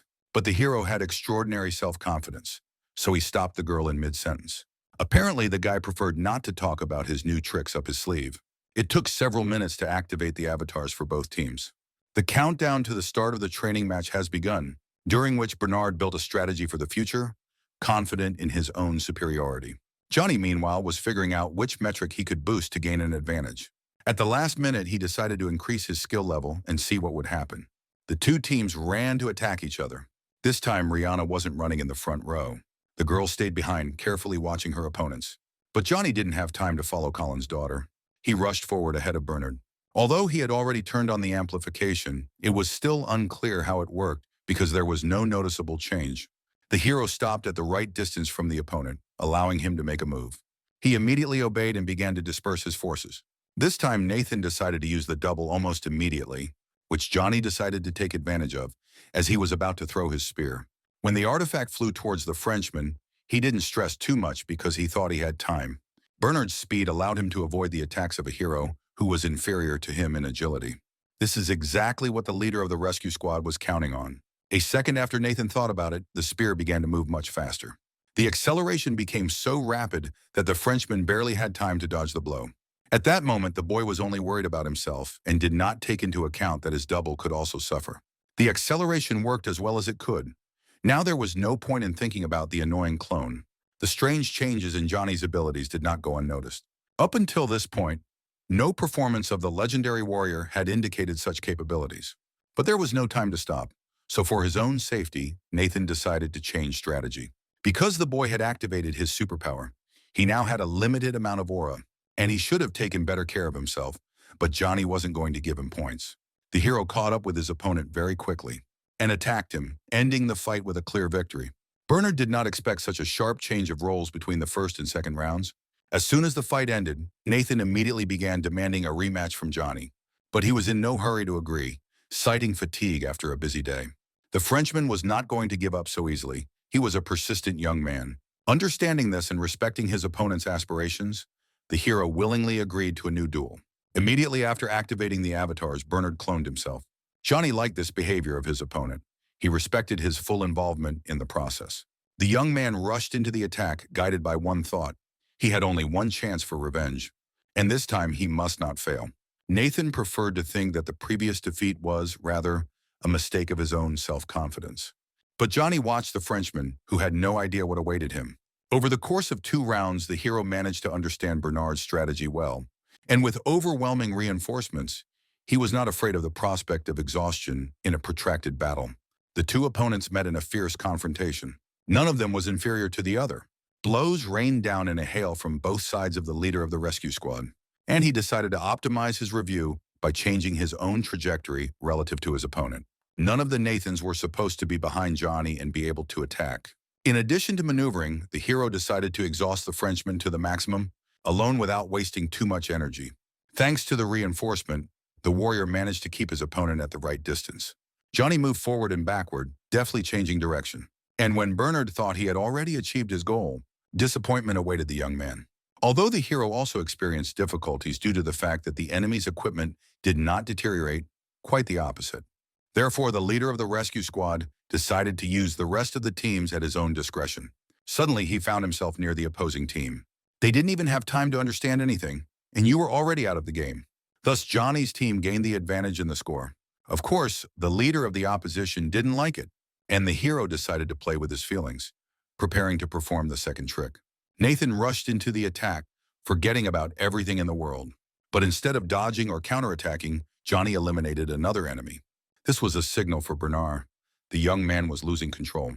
Not allowing the leader of the opposing team to recover, the warrior attacked him from the air. The spears almost touched their targets, but the best player in the world managed to maneuver. Catching his breath, the Frenchman forgot about the members of his own squad. But after a few seconds, their screams reminded them of the error in their strategy. Johnny's smiling awaited his opponent's next move. He never stopped mocking Nathan's hot temper out loud.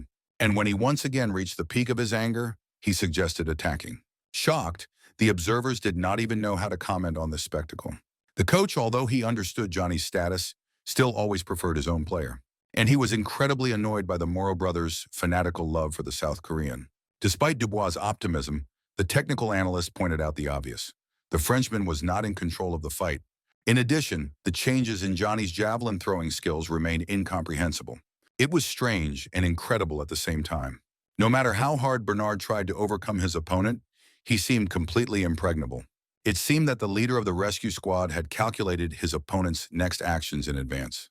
But this, according to those present, is a completely impossible ability. At some point between attacks, Johnny noticed again that Nathan had lost his vigilance, and he immediately took advantage of it. The spear flew towards his column, which tried unsuccessfully to dodge the blow. The attack proved fatal for the double. Focusing on the first artifact, the copy did not have time to concentrate on the hero who was nearby. He hit his opponent with his shield so hard that he had no chance of survival. The real Nathan watched this counterattack, shocked by what had happened. For some reason, it was this event that allowed the young man to understand the full meaning of the title of Savior of Humanity. Despite Johnny's true greatness in Bernard's eyes, the latter's ego wouldn't let him stop. He chose a goal for himself that at the moment seemed unattainable. But this only motivated me to develop my own abilities in order to ultimately gain an advantage. Having expectedly lost in the last round, Nathan still couldn't accept it. The hero decided to encourage the guy and confirmed his superiority compared to the American. He advised Bernard to pay more attention to his own strength indicators and develop in this direction. The young man was not against advice from the older genius, but the coach interrupted their conversation. To the surprise of other observers, Dubois, although praising the Frenchman's abilities, began to flatter Johnny. He was interested in how the legendary warrior predicted the enemy's attacks along with his double. Since the leader of the rescue squad didn't want to reveal his secret superpower, he simply wrote everything off as his own greatness. Saying goodbye at the club, the Moreau brothers and Dubois thanked Rhea and Johnny for their attention. And although the girl did not kill a single opponent during her training, she did not lose her relevance for them. The hero understood perfectly well that Rihanna was confused and frightened by the intense pressure. But this was just the first experience. Under the close guidance of experienced coaches, she could easily flourish. The guy liked that from now on he was essentially free from obligations to the girl. Johnny had more time for himself and to explore new facets of his own strength. Sometime later in his hotel room, he was deciding what to apply the amplification to. After some thought, the warrior decided to strengthen his other superpowers with a new acquisition. First, he upgraded his analytical gaze. This really turned out to be useful because in addition to the metrics, he could now see video footage of the fights. With such an enhanced ability, searching for new players for the club will be much more efficient and faster. Thanks to the enhanced throw, all the objects the boy dropped returned to him on their own. Moreover, it did not waste any of its other indicators. Of all the superpowers, only immortality remained, and Johnny didn't know what to expect from his enhancement. After activating the superpower, the hero's body began to rapidly change before his eyes. The warrior seemed to dissolve into thin air.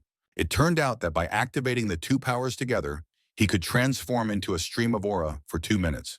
And now immortality reflected not only the physical attacks of opponents, but also any others. Johnny immediately wanted to test his abilities in this state. Since he could pass through any objects, the boy decided to fly outside. In a moment, he passed through the roof and found himself above the buildings of Paris. He chose to carry out attacks in this state as his next test. He was thinking of returning to his hotel room, but suddenly Johnny felt evil. It was definitely some kind of monster, and from the dungeon, he could even see its aura. An unexpected encounter with a monster tickled long-forgotten nerves and brought happiness. Without thinking twice, the hero flew towards the demon to engage in a fight. On the way, Johnny threw a spear towards a potential opponent. None of the people walking the streets even noticed that anything suspicious was happening. The warrior was amazed by his new ability to sense evil around him in this altered state. He watched as the trajectory of his artifact changed, taking his time flying forward. Spear found its victim, and although wounded, she was still somewhere nearby. Understanding and feeling this, Johnny decided to go in search of the missing piece. But unfortunately, the boost in immortality has ended. Despite the hero's wishes, the aura of which he was composed began to be drawn to the hotel room. The chance of catching up with the monster was becoming increasingly remote. Enraged, Johnny landed on the floor of the room. He was determined to continue the fight and no longer believed in the success of his plans. This is how the warrior became acquainted with the biggest flaw of the reinforcement function: time constraints. In this case, another question arose: how long the recovery would last. When he rose into the air the next time, there was no sign of the evil being's presence. He didn't know, but it made perfect sense because the wounded demon had fled to his master. He justified his own inability to complete the mission by attacking himself. His elder brother didn't want to hear any explanations and simply killed the useless man. It was impossible to disrupt the plans because the future fate of the dungeons depended on it. Despite a thorough search, John was never able to find his spear. So he remained in the body of the evil spirit, which managed to escape. This indicated that in an altered state, the boy could actually feel the approach of a dark aura. Now, knowing that the monsters are still alive and roaming the earth, Johnny more than ever was ready to meet them again. The next day, the Moreau brothers came to the soldiers' hotel and brought with them an analytical technician. But they explained that they agreed to give the man away as a person who understands analytical equipment. Gabriel kindly agreed to sign a contract with the leader of the rescue squad. According to the indicators, he was indeed a natural analyst or a coach in his own right. This was a great find for the YSM club. Johnny didn't even try to hide this fact. He explained to his potential colleague what he expected when he moved to South Korea. But Gabriel understood this perfectly well. He had his own motives. Analytics was conquered by working alongside the best players in the world. And so now he wanted to watch Johnny because he surpassed Nathan in everything. Despite the decent pay, the technician was interested in several other things. He didn't want to just coach a second-rate team. Gabriel wanted to raise YSM in the rankings a year to the South Korean First Division. And in addition, Johnny himself had to agree on some issues. The analyst wanted the hero to participate in club fights several times a year, and this forced the leader of the rescue squad to seriously reflect. In the end, the club chairman's ambitions outweighed his own desires, and Johnny agreed. The two parties agreed on a date for signing the annual contract. Of course, the Morrow brothers had their own interest in this. All this time, they were busy posting Johnny's photos on the official Lumiere Club page. This incredibly annoyed the warrior, but he could do nothing. The cunning ones could not be changed. Still, in this arrangement, the hero believed he received more than he gave. The acquisition of an analytical system, a trainer, and the acquisition of a new superpower hastened the return home. But despite this, his photo was still posted on the official pages of the French club for some time, which was incredibly annoying to Lumiere's competitors, especially the German club led by a former member of the rescue squad. The man's name was Emre Kesa, the father of the Berlin Lightning. After arriving in South Korea, the club immediately began modernization work. Everything happened under the watchful eye of Gabriel, who didn't miss a single detail. While the analyst tormented Ben with his instructions, the club members tried to understand what kind of person he was. The latest player analysis system was also impressive. Not everyone could afford such equipment. At some point, when all the technical issues were resolved, it was time for the official introduction. Johnny first made up a little speech. He drew an analogy between his own dream about the lottery ticket and the team he was watching now. This greatly encouraged promising young men and women. And it was at this moment that the hero decided to present the club's new head coach to their discretion. Gabriel stepped forward, waiting for the speech in his honor to end. Taking the floor, the new head coach promised not to pressure Ben in any way. The man was supposed to help him establish communication with the players and give advice. Regarding future plans, Gabriel immediately set his ultimate goal, the first division. Despite the reaction of those present, the man had no doubt that he would get the result. Because in addition to the above, Johnny himself agreed to participate in the club's matches. But in order not to discourage the players, the host of YSM quickly added that he didn't want to bring it to that.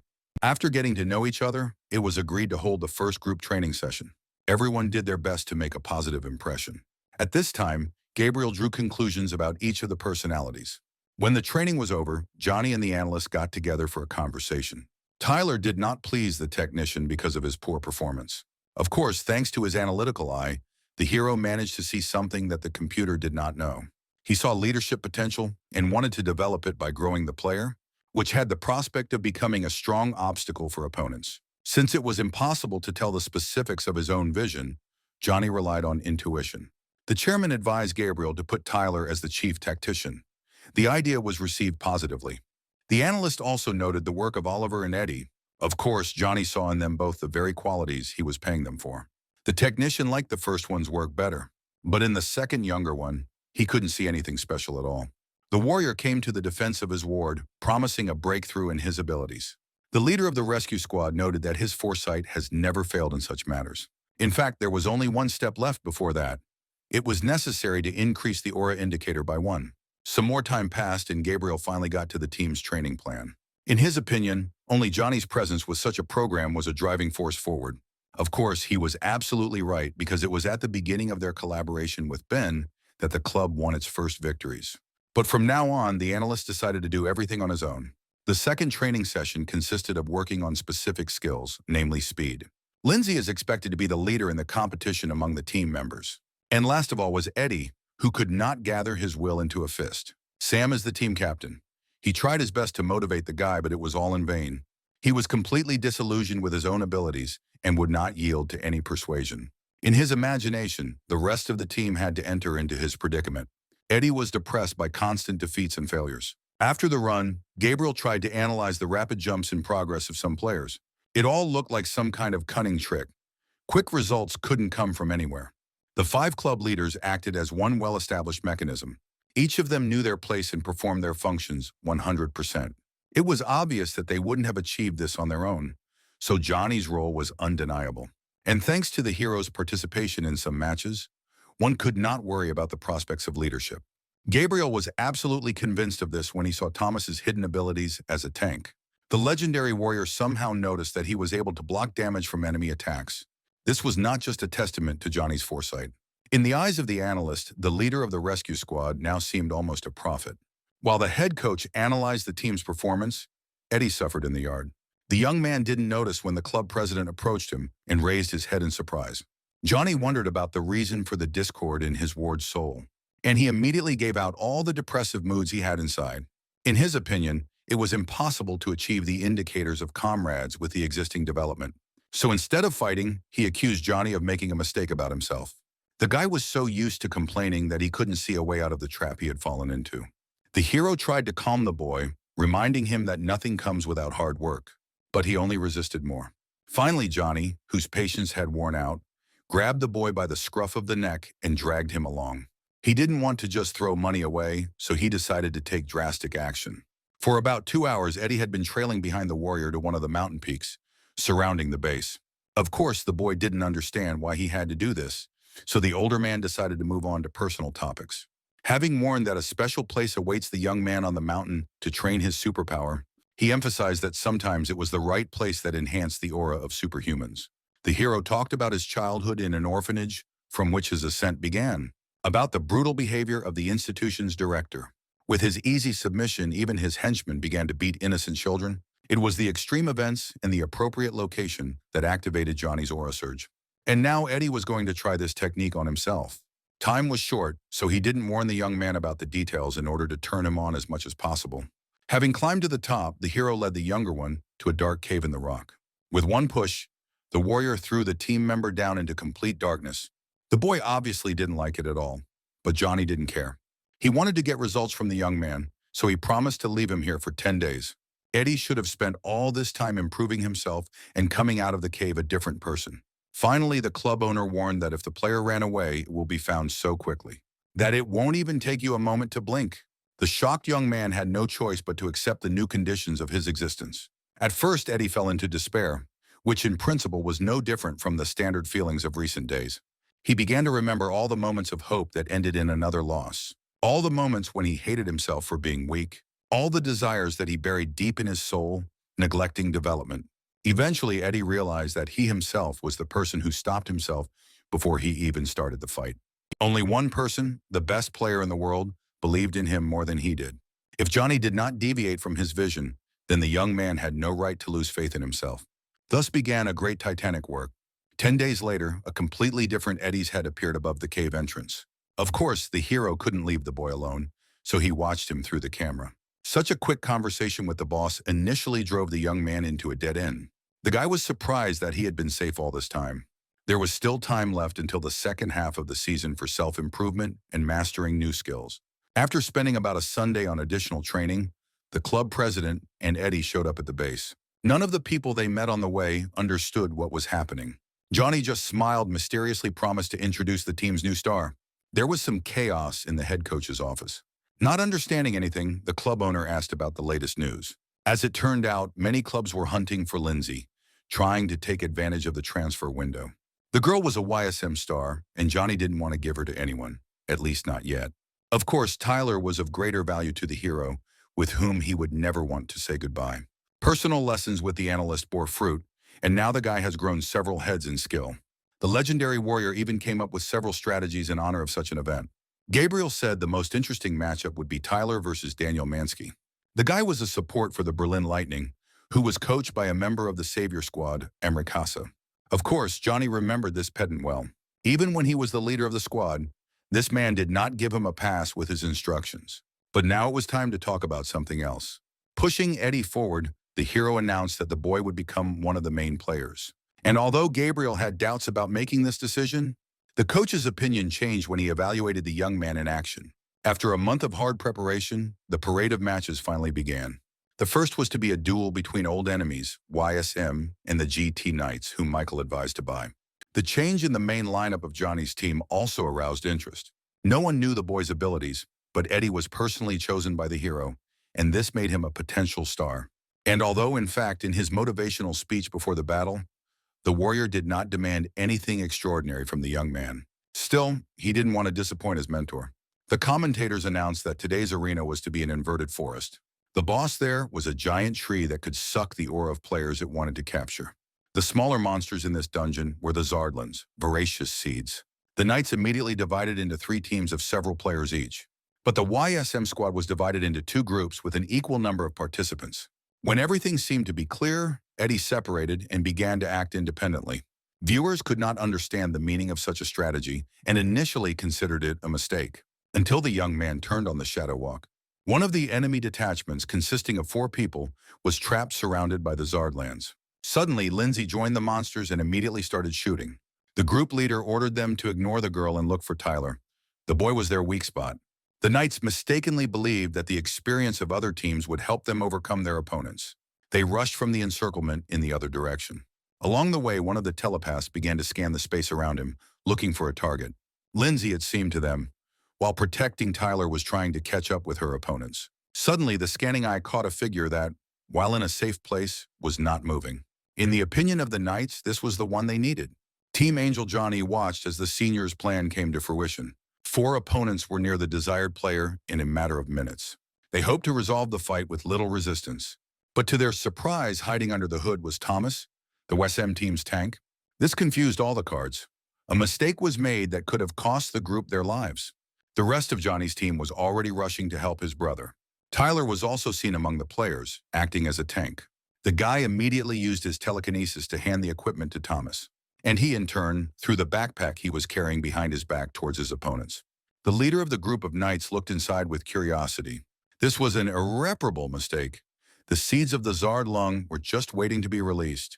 They were able to grow at an incredible speed, capturing everything around them in their clutches. 4 players had no chance of survival, especially when members of the opposing team came to the aid of the monsters. The guys dealt with their opponents quite quickly and earned their first points. The remaining knights were surprised by the rapid decrease in their own numbers. This forced them to regroup and change tactics on the fly. But not everyone managed to escape the monster's tentacles. One of the players needed help and was delaying the retreat. The leader of the knights team decided to help his brother. He successfully managed to save the boy in a matter of minutes. But with surprise, he saw that Billy, who had just been rescued, began to struggle with the air. And when his brother stopped, the captain decided to check what was going on.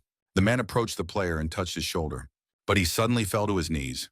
The unfortunate man was imperceptibly eliminated in front of everyone. Events began to unfold typically because the enemy was not visible visually. Of course, the knights couldn't know that this was all the work of Eddie, who was lurking in the darkness. Before either of them could open their mouths, the young man's blade had stripped the opposing team of players. Although the enemy commander did not see the killer, his reaction was enviable. He noticed the faint fluctuations in Eddie's aura and realized that he was hiding in the shadows. Of course, after that, the opponent came out into the light, constantly looking around. Taking advantage of what he thought was a good moment, the young man decided to attack from behind. But he was quickly thrown back by the shield. The blow was really strong and completely nullified the effect of surprise. It was necessary to urgently consider changing the attack strategy. Back in training, Johnny tried to teach Eddie to think ahead. And this young man had a very difficult time. The very fact that everyone was stronger than him reawakened his self-doubt.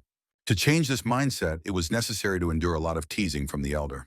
And in the end, the guy did come to the idea of limiting the variability of the opponent's actions. That afraid to remain in the shadows, enemies will come out into the light.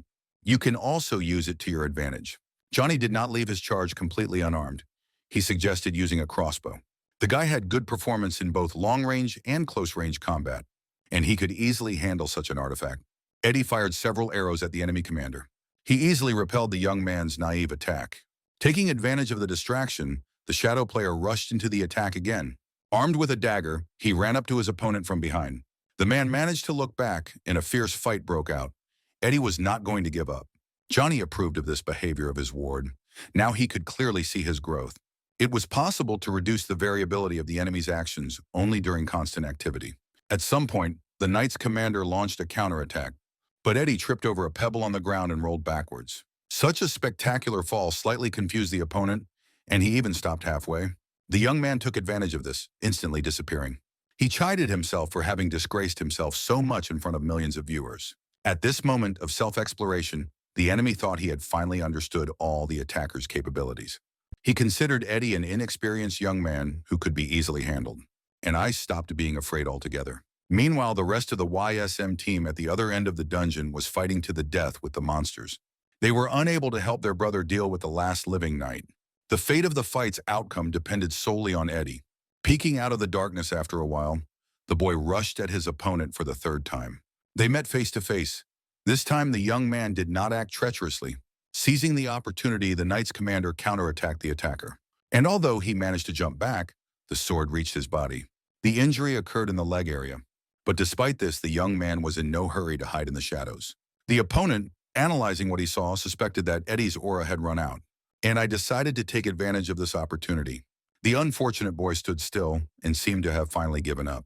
The knight's sword hung a meter above his head, but he never managed to touch the target. At the last moment, Eddie hid in the darkness and quickly moved behind the enemy. While he was looking confusedly at the emptiness before him, the boy decisively hit him in the neck, finally putting an end to the battle between the two teams. It was a carefully thought-out tactic mixed with impeccable acting. Of course, Eddie hid his aura and intentionally didn't use his own abilities. He wanted to catch his opponent, and he gladly fell into the trap. The young man almost lost consciousness from happiness. He managed to kill 3 opponents single-handedly. Now, his faith in the legendary mentor has increased many times over. In the very first battle, Eddie became the most productive player. Because of this, the guy immediately gained a huge fan base and attention from reporters. Johnny was pleased with his multi-stepper. This victory came quite easily to the YSM players, which led to thoughts about possible primacy on the world stage in the near future. The next day, the hero began to feel completely bored. With the arrival of Gabriel, all communication responsibilities with the team were reduced to a minimum, and dramas stopped interesting Johnny with their typical plots. Apart from TV series, there was nothing worthwhile on TV, and this completely derailed the hero. It was urgent to come up with something to do so as not to go crazy. At this moment, fate sent the leader of the rescue squad a gift that he did not expect. The guest rang the doorbell, and after a while the warrior opened them and couldn't believe his eyes. On the threshold stood a member of the 7 Saviors, the god of Axes, Eric Thuram in person. An awkward pause formed between the comrades. The Frenchman reminded the former captain of his promise to meet, and he said that he saw the interview while he was on a ship in the middle of the ocean. Because of this, the man had to jump overboard and travel a considerable distance to France. When he finally got home, he was also beaten by his wife. Because of this, a lot of time passed and Johnny had already left the country. There was no reason to be surprised by the story because the man had the ability to improve his character and survival instinct. This lucky scoundrel couldn't die, not even from old age, let alone from some kind of accident. Mary, hearing the conversation in the hall, hurried downstairs and saw the guest. The woman set the table so that Eric would not deny himself anything and could rest after a long journey. The conversation went slowly. Of course, his brother reprimanded Johnny for not telling anyone about his own immortality. But the hero replied that he had gained this superpower after the gates of hell were closed. Hearing the answer, Eric immediately reached into his backpack for the gift.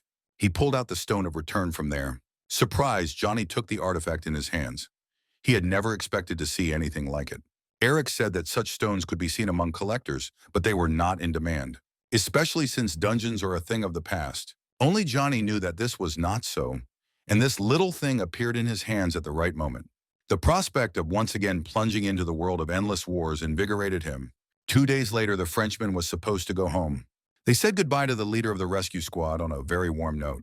But when the door closed behind the guest, Johnny's thoughts were completely absorbed in preparing for the meeting. He pulled out one of Rihanna's old backpacks and began packing the necessary things into it. Colin noticed that his friend was going somewhere and asked why. In fact, the hero often did this in the past. He could disappear for 3 or 4 days. So now, without intending to explain anything, I tried to do the same. Already on the threshold, Johnny promised to return in 3 days. Getting on his motorcycle, the warrior did not know what awaited him in the location to which he was heading. But thanks to high-speed transport, it was possible to find out very quickly. He left the Iron Horse in the middle of the expressway, surrounded by mountains. The rest of the road required walking activity. After several hours of intensive searching, Johnny finally found the same place. The Stone of Return could help the boy get to the treasures he had been accumulating for years. After clearing this dungeon, the hero did not destroy the core, turning the monster lair into a secret warehouse. He didn't remember in detail what exactly was stored there, but all these artifacts cost money. Johnny headed for the secret passage, using a lot of reinforcement. This allowed the hero to save the lion's share of time. The goal was achieved. The leader of the rescue team stood in front of a giant boulder that covered an opening in the rock. Opening the passage took some effort. As soon as this happened, a long familiar energy began to seep out of the darkness. Johnny wanted to get to the bottom as quickly as possible. Teleporting to the dungeon, the boy took a deep breath. At first glance, his hideout appeared just as he had left it. Since his return, the leader of the rescue squad has not felt happy. This option became available to him only here and now. He was a man of war whose body could only renew and gain strength in the dungeons. Wandering through countless corridors, the warrior felt truly alive. Lying on the couch in Colin's living room, He often thought of places like this. But I regretted that the monsters and demons were finally finished. Once here, Johnny could only think about the return of the battles for survival, the adrenaline in his blood. He didn't like the peaceful life on the outside, and it didn't suit his soul. He had dreamed of such a fate since childhood, and I still wondered why he had returned from the world of the dead to a life he didn't belong to. The conversation with Eric, the stone of return, and the memories of the caravan stretched before his eyes. Johnny only regretted that the ghostly feeling of a demon's presence in France had been a figment of his imagination. As the leader of the rescue squad thought about this, he suddenly felt the presence of a dark observer. There should have been no one in these catacombs, and for many years, there was no evidence at the entrance that anyone had entered. But every cell in the boy's body indicated that he was not alone in the dungeon. Johnny took out one of his spears, and activating it, he began to call out to the monster. No matter how much the hero shouted, the trail of the dark creature only became fainter. After wandering around a bit, listening, the warrior even decided that he had imagined it again. Suddenly, I received a powerful amount of dark energy in my back. Despite all the threats that might lurk in the depths, he decided to explore the dungeon again. It seemed like a fun pastime, even if the clothes weren't for dueling. Johnny went in search of adventure. Previously, a demon who was engaged in monster breeding lived in this hideout. Therefore, cells for holding mutants in captivity were seen everywhere. Before the warehouse was built here, every corner of the dungeon was carefully explored. But despite this, some monsters still managed to survive. He didn't see the evil spirits visually, but he could already clearly hear them grinding on the floor. The guy was eager to meet his opponent as soon as possible. And finally, the giant monster managed to crawl out into the light. It turned out to be a giant skunk, which had grown to an impressive size in 17 years. All that remained was to hope that the monster hadn't found all the treasures and artifacts. The appearance of such creatures indicated that the cleanup had not been thorough. And Johnny couldn't admit it to himself because he knew his attitude towards work. He did the cleaning perfectly and without any complaints. But before him, to his surprise, stood evidence of the negligence of the rescue team. This awakened the hero's spirit of militancy, and he intensified his throw. The first spear was supposed to go towards the monster, but it immediately counterattacked. Johnny had to defend himself. But at a good moment for himself, the guy still managed to make a throw. The spear hit the target. While the monster writhed in pain, the warrior changed his position. Returning the weapon to his hands, Johnny attacked again. The second throw was followed by a third and several others. In the end, the Zardlin was destroyed. This caused a powerful explosion. And although Johnny was immortal, he still, by inertia, bounced back. After the fight, the hero again began to feel nostalgic about the possible remnants of demons. He wanted to meet the otherworldly beings face to face at least a few times. The warrior couldn't even imagine a better gift for himself. After an hour of research, the leader of the rescue squad finally found one Zardlin seed. This dangerous little thing could be the only valuable thing in the vast catacombs. At least from selling seeds, the hero could earn a little extra money. Johnny decided to explore the dungeon deeper. But I never found any artifacts in any of the rooms. There was only one room left that the monster couldn't open on its own. It contained the surviving core of the dungeon. And Johnny once put a special seal on the gate. The guy opened the door, making sure in advance that no one had violated its integrity. But inside, apart from the core, there was nothing left either. It was so strange that Johnny froze in place. This was where he kept the magic stones. They were of no value to humans, unlike demons. Such a disappearance could indicate that some individuals were still alive. An additional argument in this favor was the hero's spear, which he lost in France. Finally, the weapon was found, and that meant that the demon near the Eiffel Tower got screwed. From that moment on, the smile on the hero's face could not be erased. While the puzzles in the head of the leader of the rescue squad were coming together, a stranger appeared behind him. This was undoubtedly the energy of a difficult demon. The appearance of a new enemy cheered the warrior even more. A representative of an otherworldly race was slowly approaching the man. He was in no hurry to attack, which allowed Johnny to see it in detail. According to the red color of the aura, a representative of the third level of difficulty appeared before the guy. Suddenly, the demon spoke, but in his own language. Of course, the hero didn't understand her, so he responded with his own, greeting her impolitely. Unlike humans, these monsters were able to learn and assimilate new things quickly.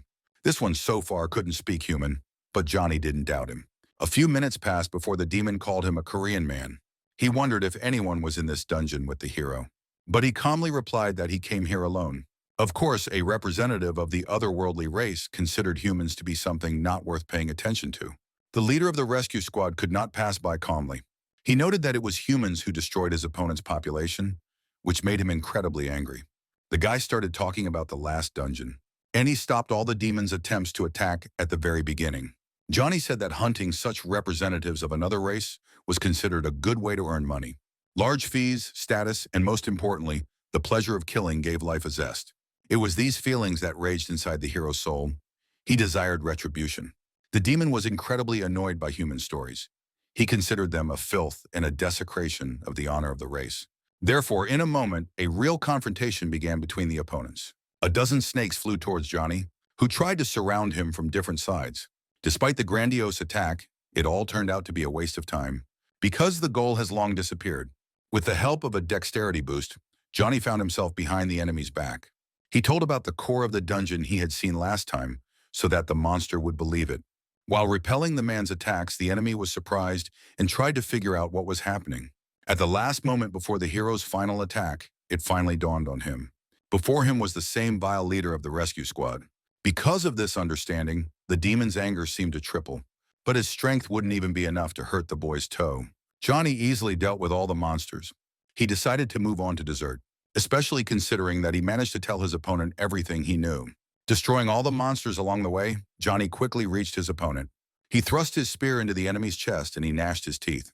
With the help of a throw, the demon flew to the far wall of the room. Although it seemed that the attack was fatal, Johnny knew full well that this was just an appearance. He was in no hurry to kill the enemy because he wanted to learn more information. The angry representative of the afterlife looked straight into the boy's eyes. Demons had no names, they called each other by their profession. This individual was looking for places where he could get hold of an aura. He was just a pawn in the hands of someone more powerful. Therefore, it was rational to continue the interrogation. Johnny pulled out his spear and thrust it into his opponent's chest again. He expected an honest answer about the state of the demon race today, but the scoundrel wasn't going to split so quickly. He suddenly plunged into a wave of chauvinism towards humanity. Johnny wondered if there were other magisters like the one he had met at the gates of hell. The answer was negative. Although the seeker reported that the race of representatives of the afterlife survived, the demon began to talk about the appearance of a certain prophet who was to lead the remnants of the army. People will have to bow down or die when the exiles come to light. Having uttered the last prophecy, the evil spirit exploded. It was spectacular, especially considering that Johnny now didn't have to hide. Despite the self-immolation, the demon was still alive and looking at the boy suddenly became active. He called him a prophet, seeing something familiar in the aura. But the hero, considering this a posthumous delusion, simply finished the job.